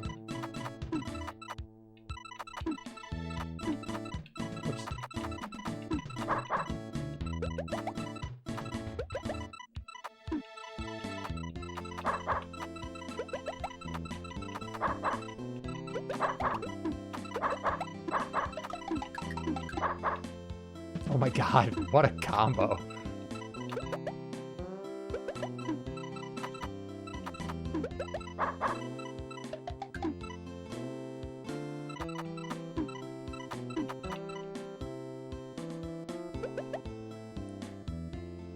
Yeah, exactly. If Reddit doesn't have the answer, then the problem is unsolvable. Like, it's simply, you're asking the world too much if Reddit does not have the answer.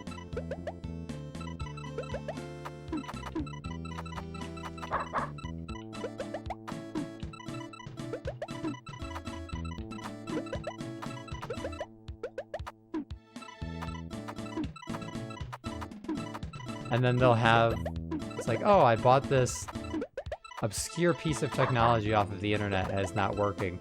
And then someone on Reddit will have a Google Drive link or like a link to a Russian website, and it has the exact driver you're looking for, but it's in Russian. And you're like, should I download this? Like, is this potential malware worth getting my $30 adapter to work?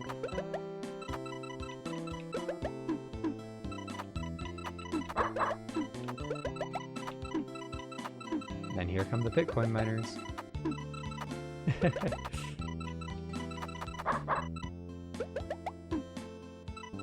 Fork is on the Statue of Liberty. How do I get it back?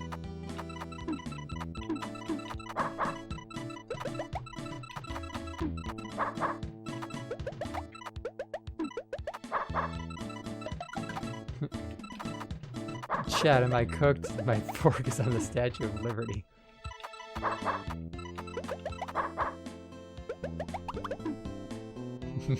Gotta ask Mr. Reddit himself.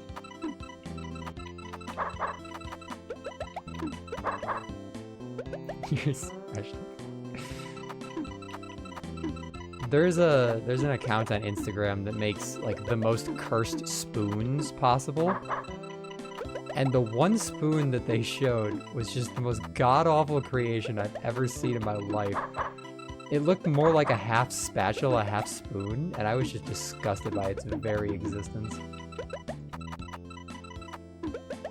Gotta defeat the big five. What are the big five subreddits? Is it, am I the asshole, r/ask Reddit, r/antiwork?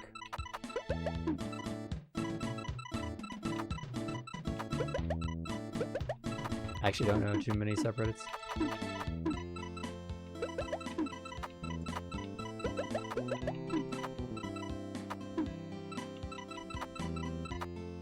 r/shower thoughts. That's a good one.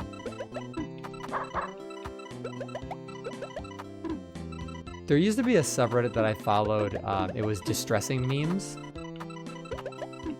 It was basically just cursed for the sake of being cursed. They ended up getting too repetitive, and I decided to not follow them anymore.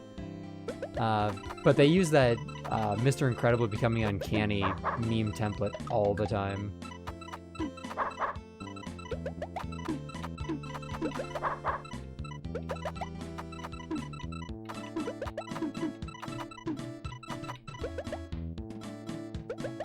You know which one I'm talking about?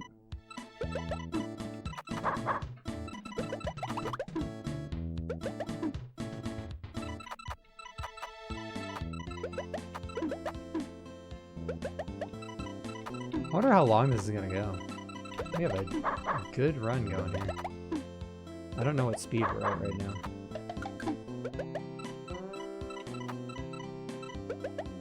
You need to show me the spoon. Next time a spoon comes up on my Instagram, I will send it in the Discord. Because some of them are just genuinely horrible creations. Like, God themselves would not be happy with these spoons.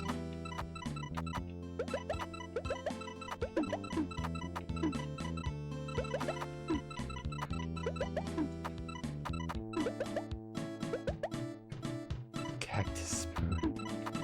I think I told you about the salt spoon, right?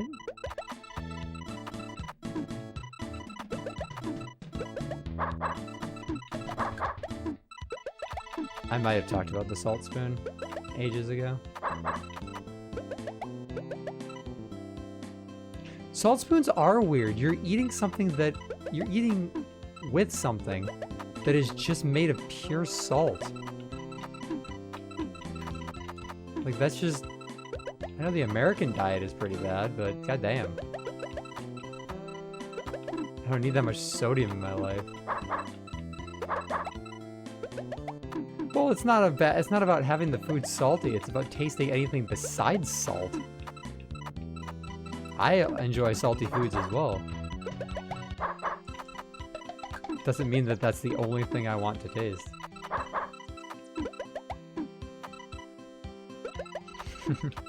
I am not a mountain goat. I do not lick salt rocks for fun. Bites down on spoon. Mmm, salt. I did see a video today of a mountain goat absolutely juking the hell out of this. He's a mountain lion. It like, the mountain lion jumped for it on the side of the mountain, and this thing just fucking yeeted itself. And the mountain lion just runs right into the cliff face. It was so funny.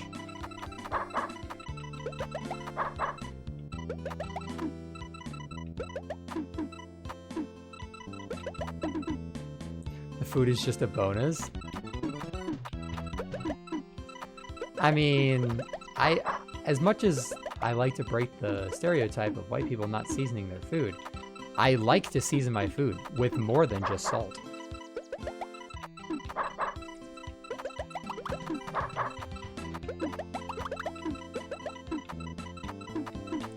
Alright, I'm gonna play until either I lose or my hand starts cramping.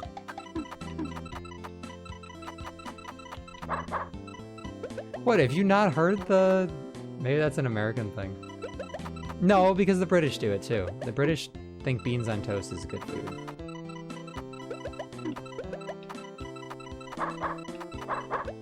Yeah, I was gonna say.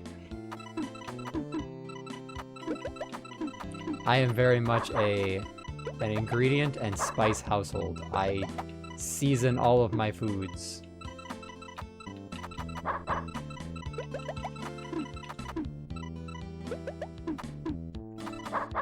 Beans on toast is shit. I've never had it, and I never plan on having it. If I ever go to England, I will not have that shit.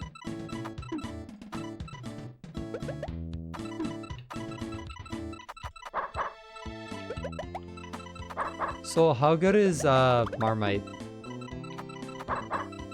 Is that what it's called?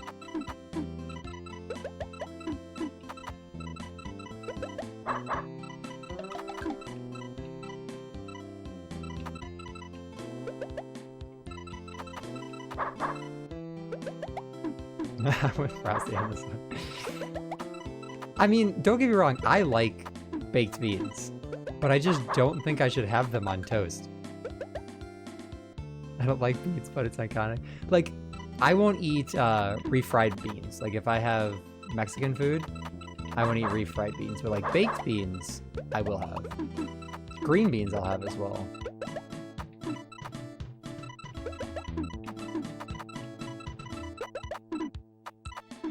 And I'm not exactly like a super picky eater, but obviously there are things that I very much do not like. Like peanut butter.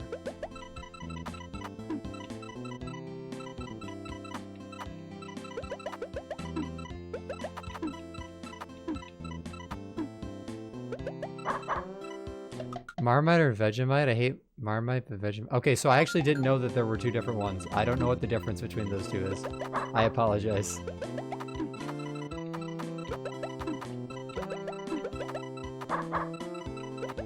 Pardon my extreme Americanness. There's Promite too? I don't know what that one is.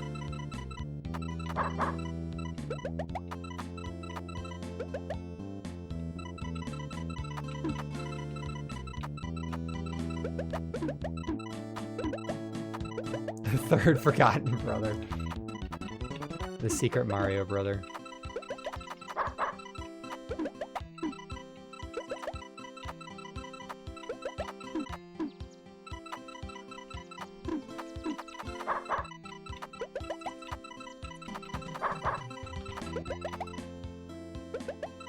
Vegemite is Australian. I don't know what the other ones are.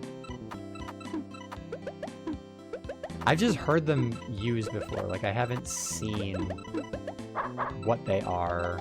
I've just heard the terms before. It's like surströmming, that really funky smelling Swedish food.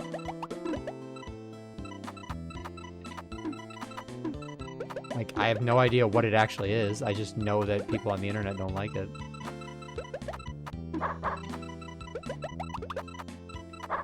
Marmite is British, the other two are Australian according to Google. Interesting. Look at that. We're learning cooking. Cooking terminology on Throwback Thursday.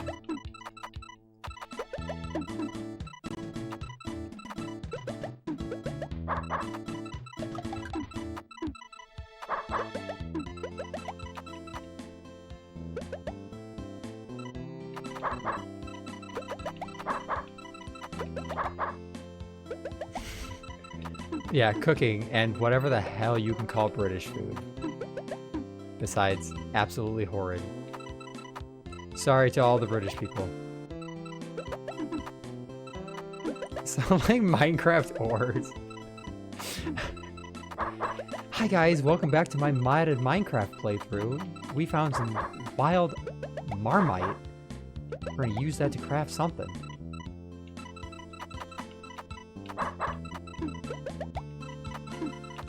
Marmite mod in Minecraft 1.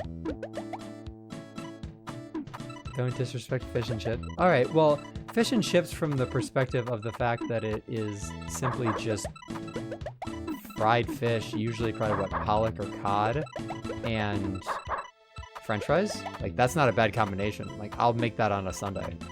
Just air fry some battered cod. I don't mind fish and chips.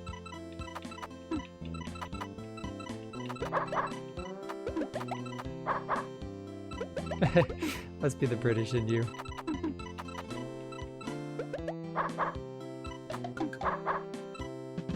And of course, I'm always open to trying new foods, like, especially from a different country, like something I've never tried before.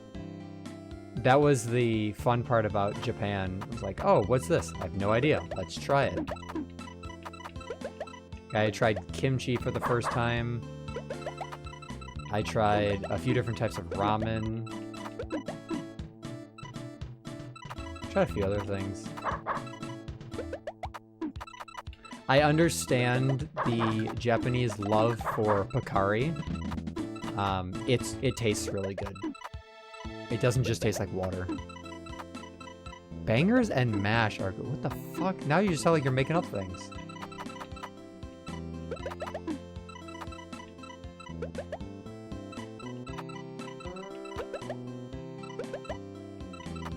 I'm gonna be so hungry after this stream, by the way. Oh, sausages and mashed potato? What kind of sausage?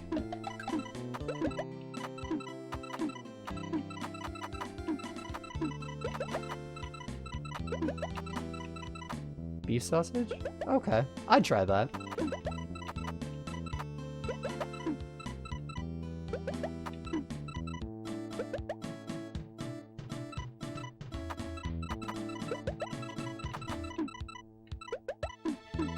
Throwing all of our culinary expertise together. We made s'mores ice cream last weekend. Last weekend, the weekend before, whichever. Family makes it a lot for my childhood. Interesting. I'd try it.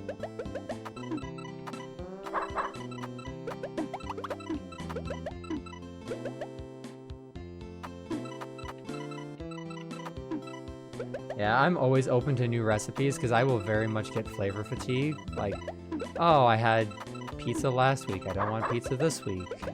Type things. And sometimes trying to figure out what to cook is just like, let's break from the routine, but let's not do anything crazy. Shrimp scampi was tonight, and that was good.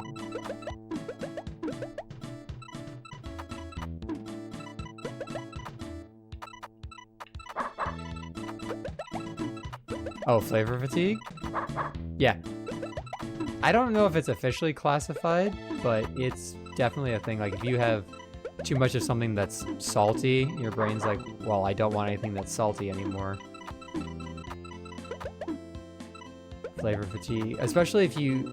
Some people just can't eat the same thing over and over. Some people can, and that's totally fine, especially if it's like a comfort food type thing. But there are some people who just... They'll eat something a few times in a row, and then even the thought of it, like, makes them sick.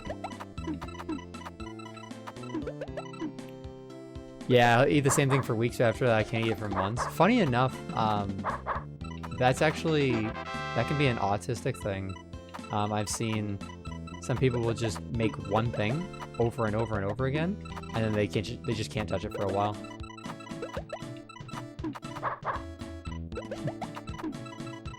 Other times, I will just absolutely get a craving for something. I'm like, I have to make this, even if I don't know how to make it. So I'll learn how to make it, and then I'm like, okay, I am satisfied. I don't need to have this for a while.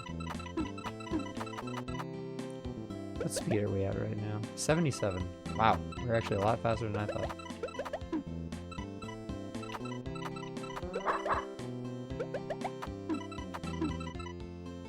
I'm apparently locked in while talking about food.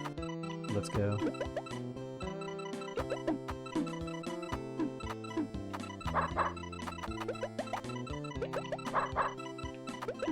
One thing I want to make, because I have never made it before, but I really like it, is a chicken parmesan from scratch. Hand bread the chicken, either pan sear or fry it, and then obviously make the pasta.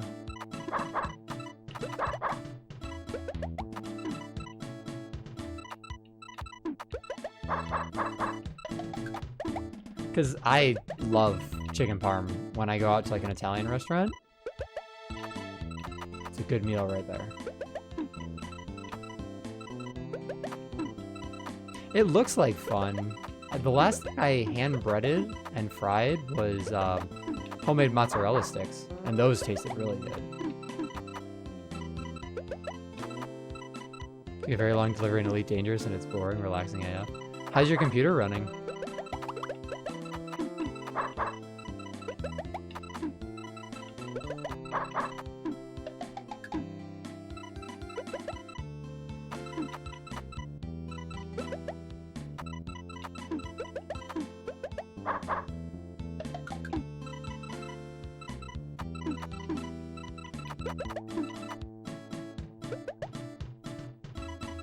We're almost at 99.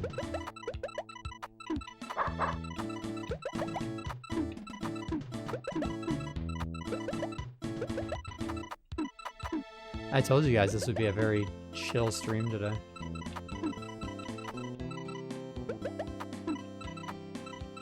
Except for the part where Bowser wiped the floor with me for a few minutes. Uh-oh. Hold on.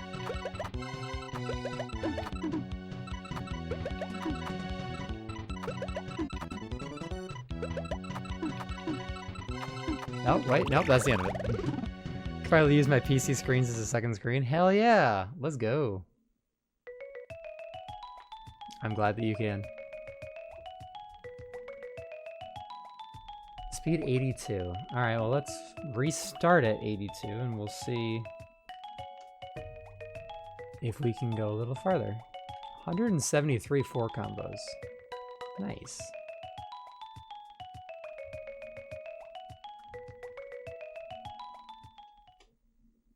Dyslexia got me there for a sec. Oh my gosh, do I get credits for going that far? I get credits again?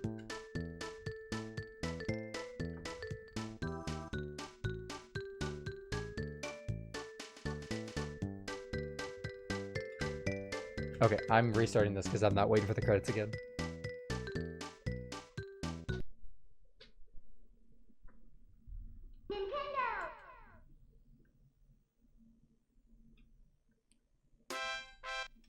Alright.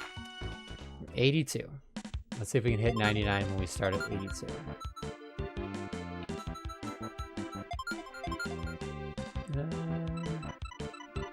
Go with Yoshi this time.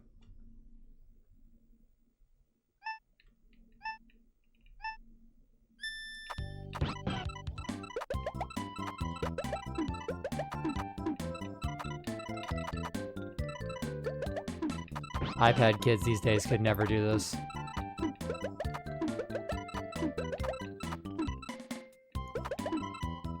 Oh no, not Yoshi.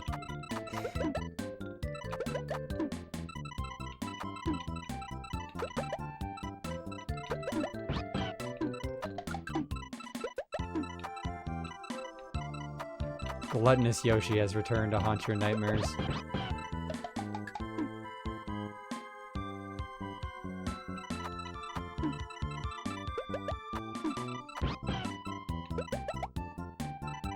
He sees through your soul.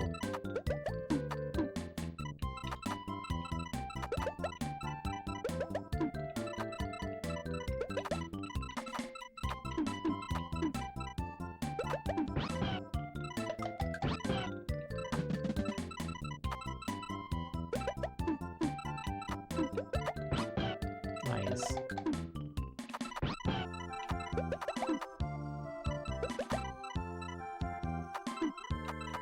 I still can't believe Donald Glover was the frickin' voice of Yoshi in the new Mario movie. Don't get me wrong, he did a good job. It just threw me off.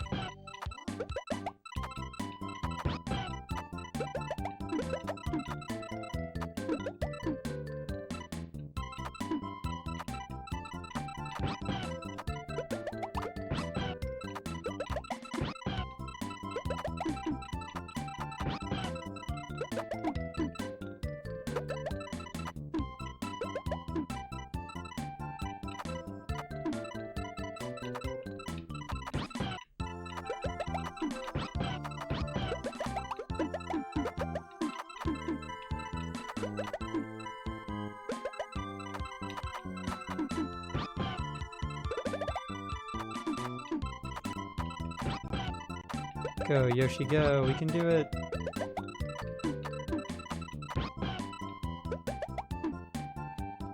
I love the delay in the sound that my capture card gets after playing SNES for too long.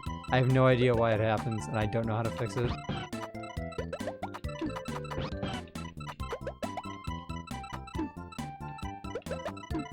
I'm using like a fairly decent capture card as well. Like, it's not a bad one, I don't think.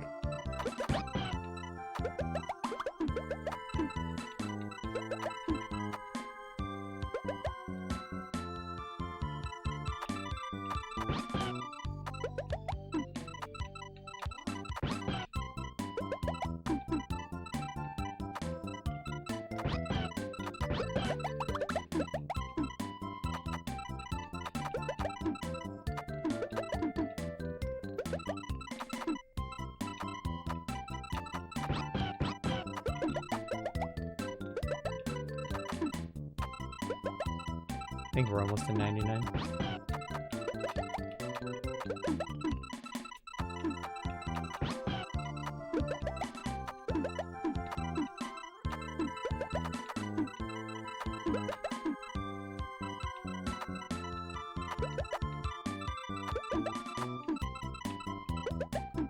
Ooh. I thought I could switch that one.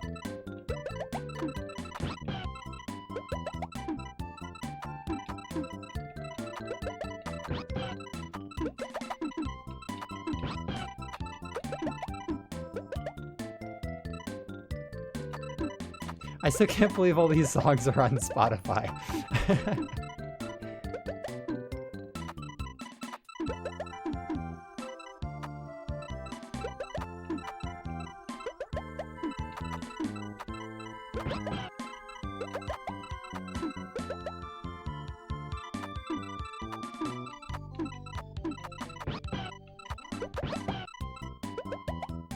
I want this song in particular to be in someone's Spotify Wrapped.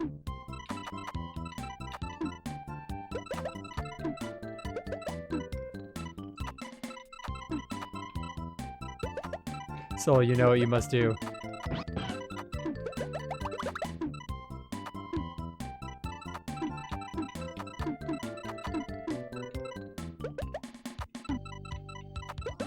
I'm not using Spotify because I'll stream my music from YouTube or just have it on my phone. But we looked it up on Spotify and it's there. Oh, so you gotta have this song in your Spotify Wrapped this year.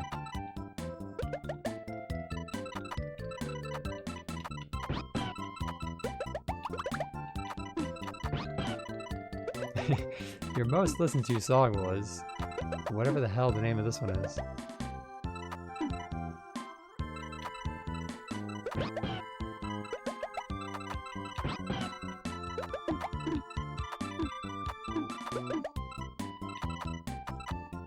It's probably just called like Yoshi's theme.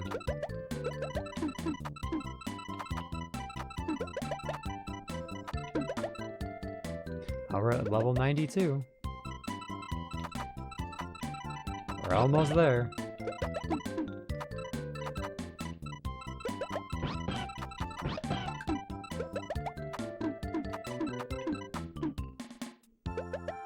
Okay, you Spotify off in a couple of songs you like. You only need to. Oh, okay. Yeah, most of the time I'm in a spot where I can stream music, but I also I'll download the music to my phone.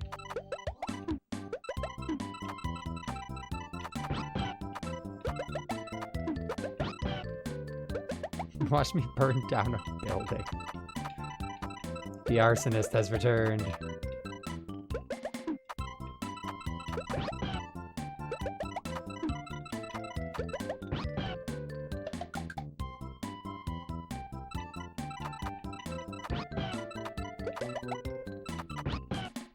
You never left. True. Were you the one who burned down that warehouse in Ontario? Did you guys see the footage of that? It's like a disgruntled worker set fire to a warehouse in Ontario. It was crazy.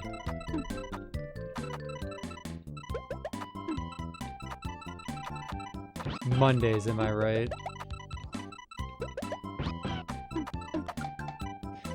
Yeah, it actually wasn't on a Monday. It was yesterday, I want to say. This huge warehouse. I believe it was in Ontario. It was definitely in Canada. This huge warehouse caught fire. And I think the guy recorded it on TikTok or something. He set fire to, I believe it was some like toilet paper. I think it was like a manufacturing plant. And burned almost the entire warehouse down. Bro thinks he's Jimmy mouthwashing.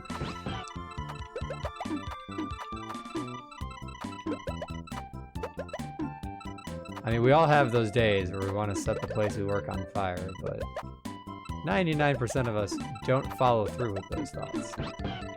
The other 1%, however, end up on the news.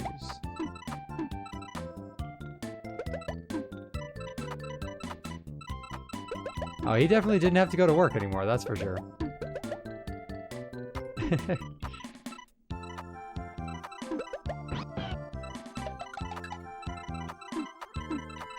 Talk about a 2 weeks notice.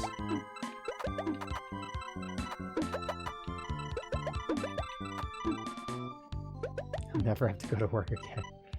He'll have to go to work in prison.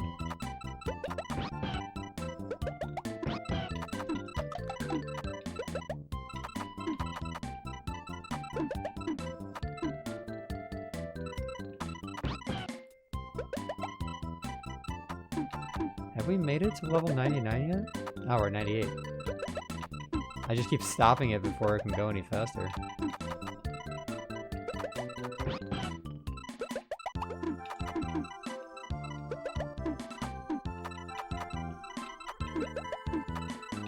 Actually getting decent combos.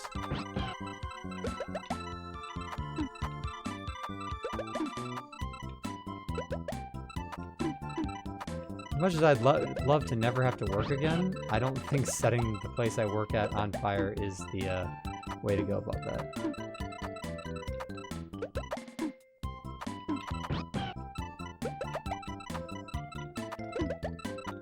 Unfortunately, arson is still a crime.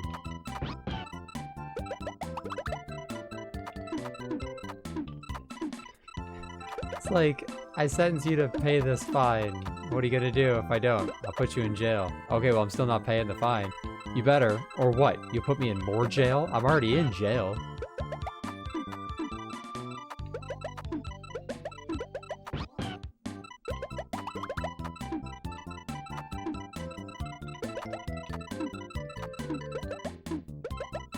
Super jail.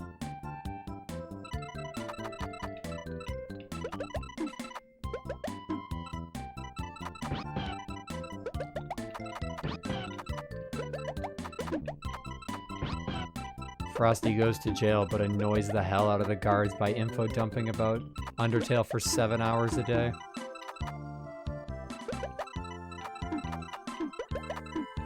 Free meals, a good solid workout routine. Rage bait the government. Damn right.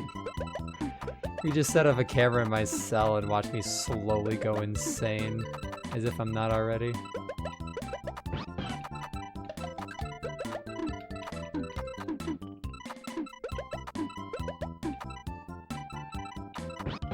Prison fight. Chat, clip that. Dude, I don't want to be freed by Markiplier.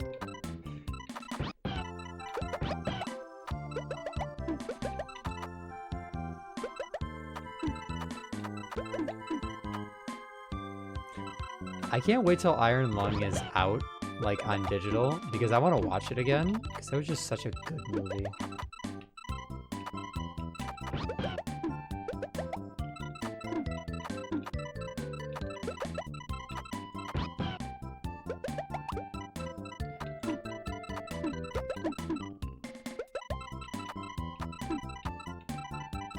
Bring back good YouTuber music, like whether it's parodies or songs that they've actually made. Oh, what was the name of that song app that used to be really popular back in the day? I'm blanking on what it is.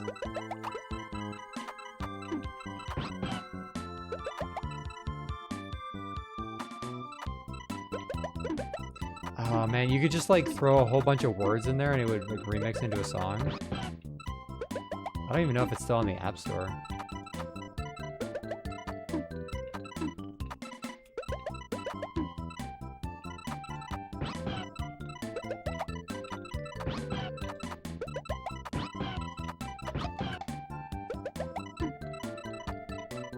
Man, it's been so long. I think that's how the creators of the Jacksepticeye song All The Way made theirs. I just can't remember what the name of that app is.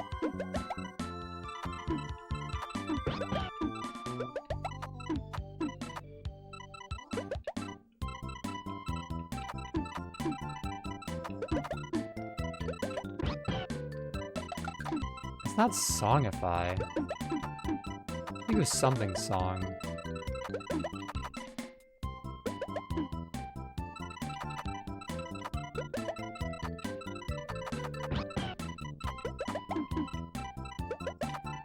That's gonna drive me crazy now.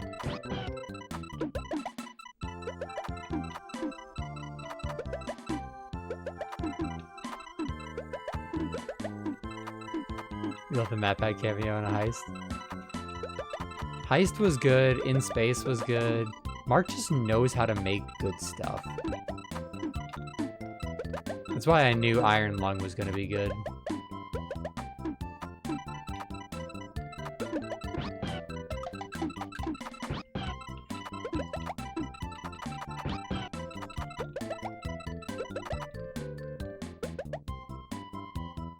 We've also reached max speed.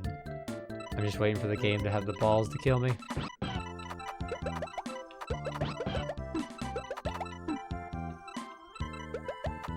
Kill me yourself, you coward.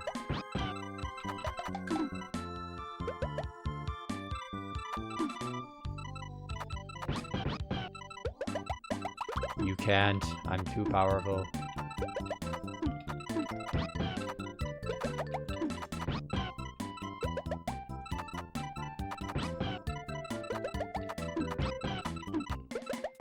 Because technically speaking, because it doesn't get faster, a run like this could be theoretically infinite.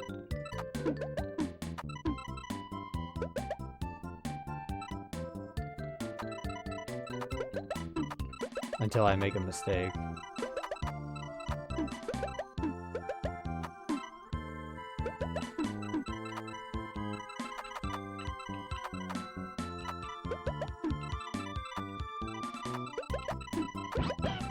is very possible.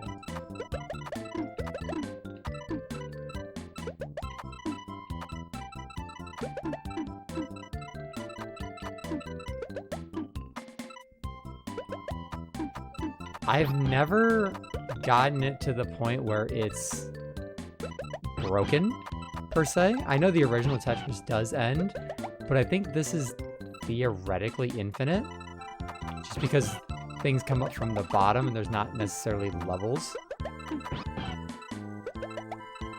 I think because it's randomly generated, it might go on, but there could be a kill screen with this. I mean, the original Pac-Man has the kill screen at 256.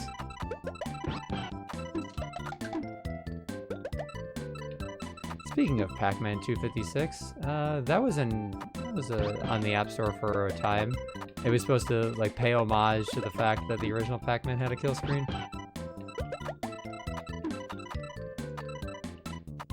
I wonder if Galaga does. That's my favorite arcade game.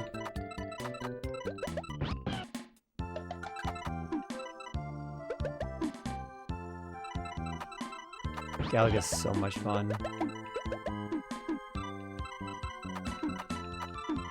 The original one, they remade it several times, and they even released it for, I think, Super Nintendo. Just not the same.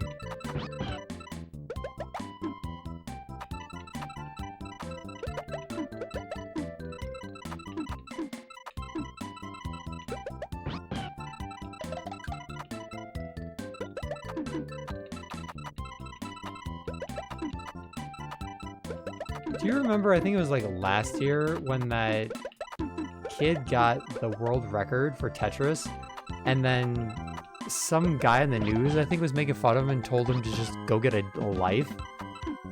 It was just like the most heartbreaking thing, because this kid worked so hard to get the record.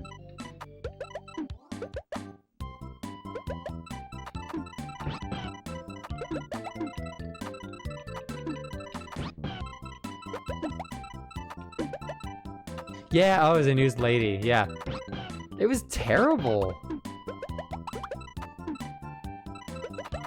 Yeah, I couldn't remember if it was a guy or a girl. But it's like, you work so hard, and just because someone doesn't understand it, they treat you like shit for it.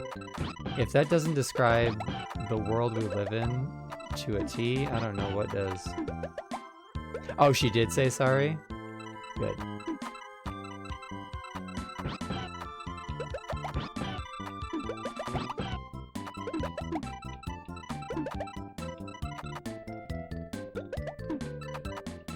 It's just crazy, like, how some people can just be so randomly cruel.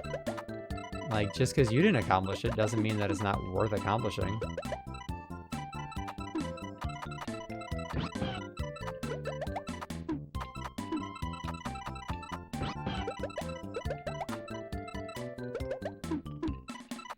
Like, I understand jealousy is a natural human emotion, but being the adult in that situation, she should have just been like, whether I understand it or not, it's not my job to judge.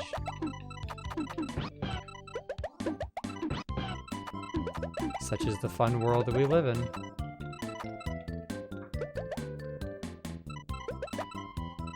She's also got to understand, like, she was talking to a literal kid. Like, whether she meant it or not, it's not like she was just talking to another adult, even though some adults can't handle that anyway.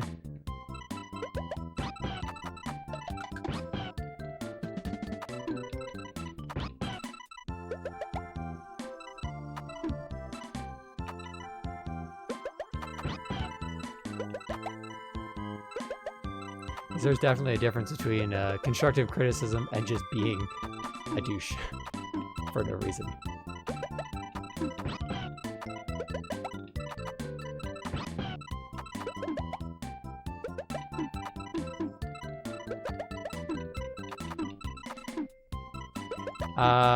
Either that was my capture card or the sound just looped in a very weird way. Maybe I am breaking the game.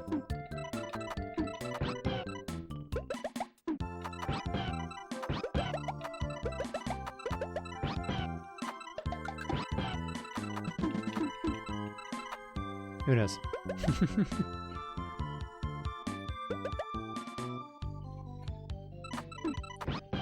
10 less years to me, therefore you are inferior. I'm that much closer to death. I did see something funny the other day. It was like, if I pass away, I have 2 wishes. Spread my ashes all over, or spread my remains all over, and do not cremate me. Oh, is this it? No, it ain't. Not today, Satan.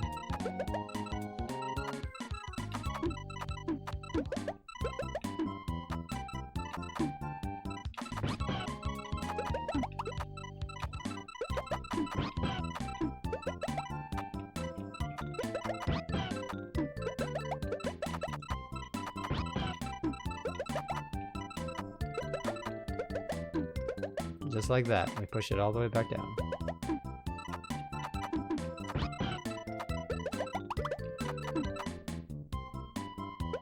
Corrupt the files. If I had this in an emulator, I could. But I'm actually playing this on the hardware, so I won't be able to. I wonder what it would look like. It would probably just crash, because there's probably not a lot of files to mess with. Corruptions definitely work better with 3D games, because they can mess with models more. I die. I don't fucking care what you do with my body. I'm not there anymore.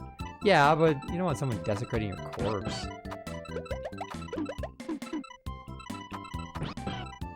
If I die, I want my funeral to be fun. Like, have everyone make it like a potluck. Like, everyone just brings snacks.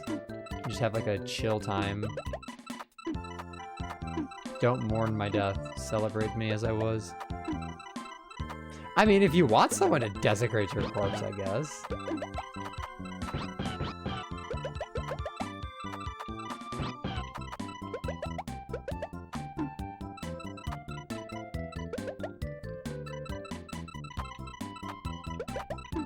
I would rather be able to make more of a positive impact in the people's lives around me before I go than anything.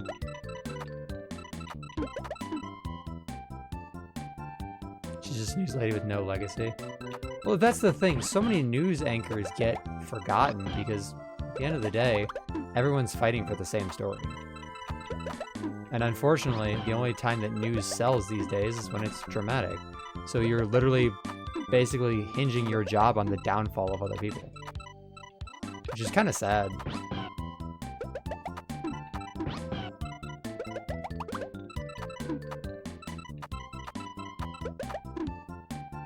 I'd rather no one see my body. Apart from that, I don't care what happens either. Aww. Well, I hope both of you live very long lives. Hope everyone here lives very long lives and is healthy and happy. You all deserve it. The only thing I want to do in my life is make the lives of those around me better. After that purpose is fulfilled, if it's my time to go, then it's my time to go.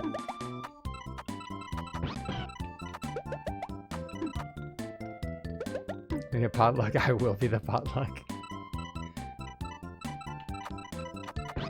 Looks like meat's on the menu, boys.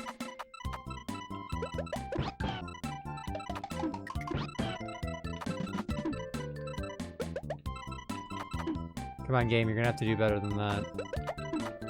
Apparently, I just cannot lose. Throw myself into the sun.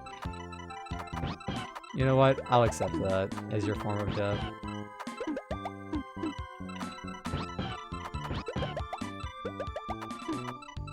Just make sure you go at night so it's not too hot.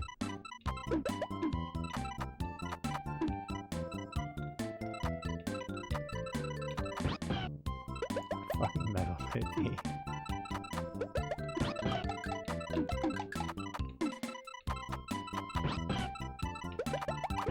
Lamp. The forbidden lamp. Brother, I crave the lamp.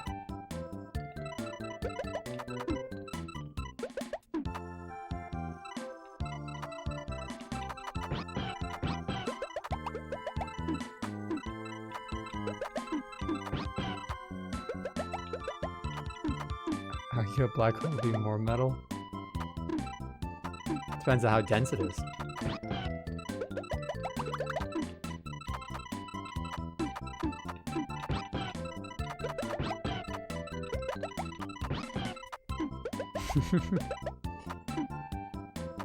Black holes are really cool, but also kind of terrifying. Your very concept of reality gets like destroyed once you reach the event horizon. It's actually insane. But also, what the fuck?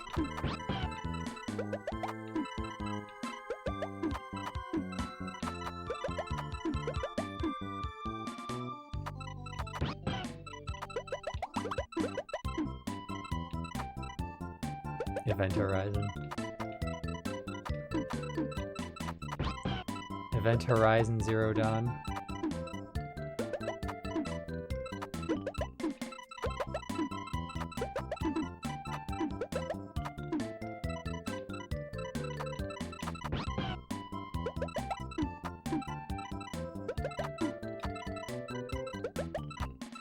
I played like the first hour of Horizon Zero Dawn. It's not that I didn't like it, it's just I didn't really vibe with me too much.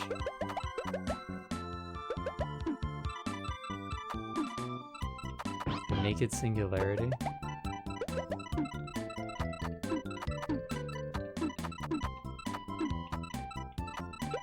Space is, without a doubt, one of the coolest things in the known universe. Like the Artemis mission, you know, all of that's been going on recently. Like, all of that is super cool. They named one of the craters after one of the astronauts' late wife, which is really sweet.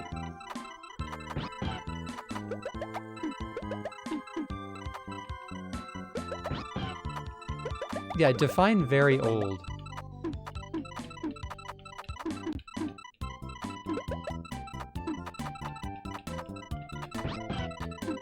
I cannot believe this run is still going.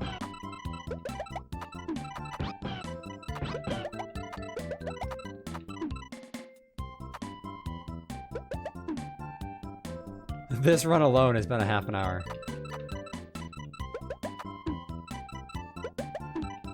$19.97, you heard it here first, folks. That's old.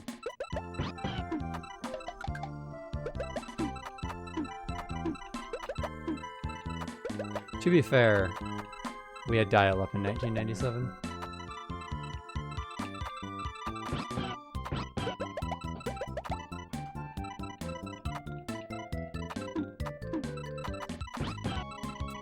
Actually, I shouldn't judge. Some people in the world still actually do have dial-up.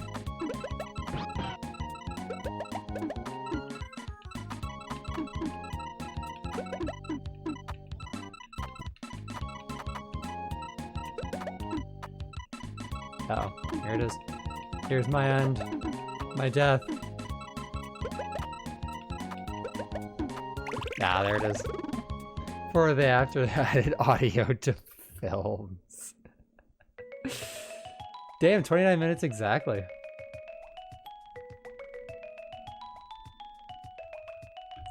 We sat at speed 99 for a good chunk of time there. That was awesome.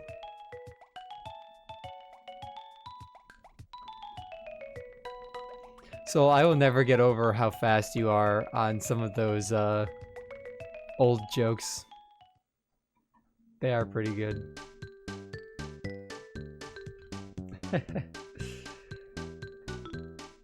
Well, I think we're actually gonna end it there. Bit of a shorter stream than normal, but sometimes we gotta just have those. Silent noir. One of those old-timey 36mm film. The loud projectors back in the day.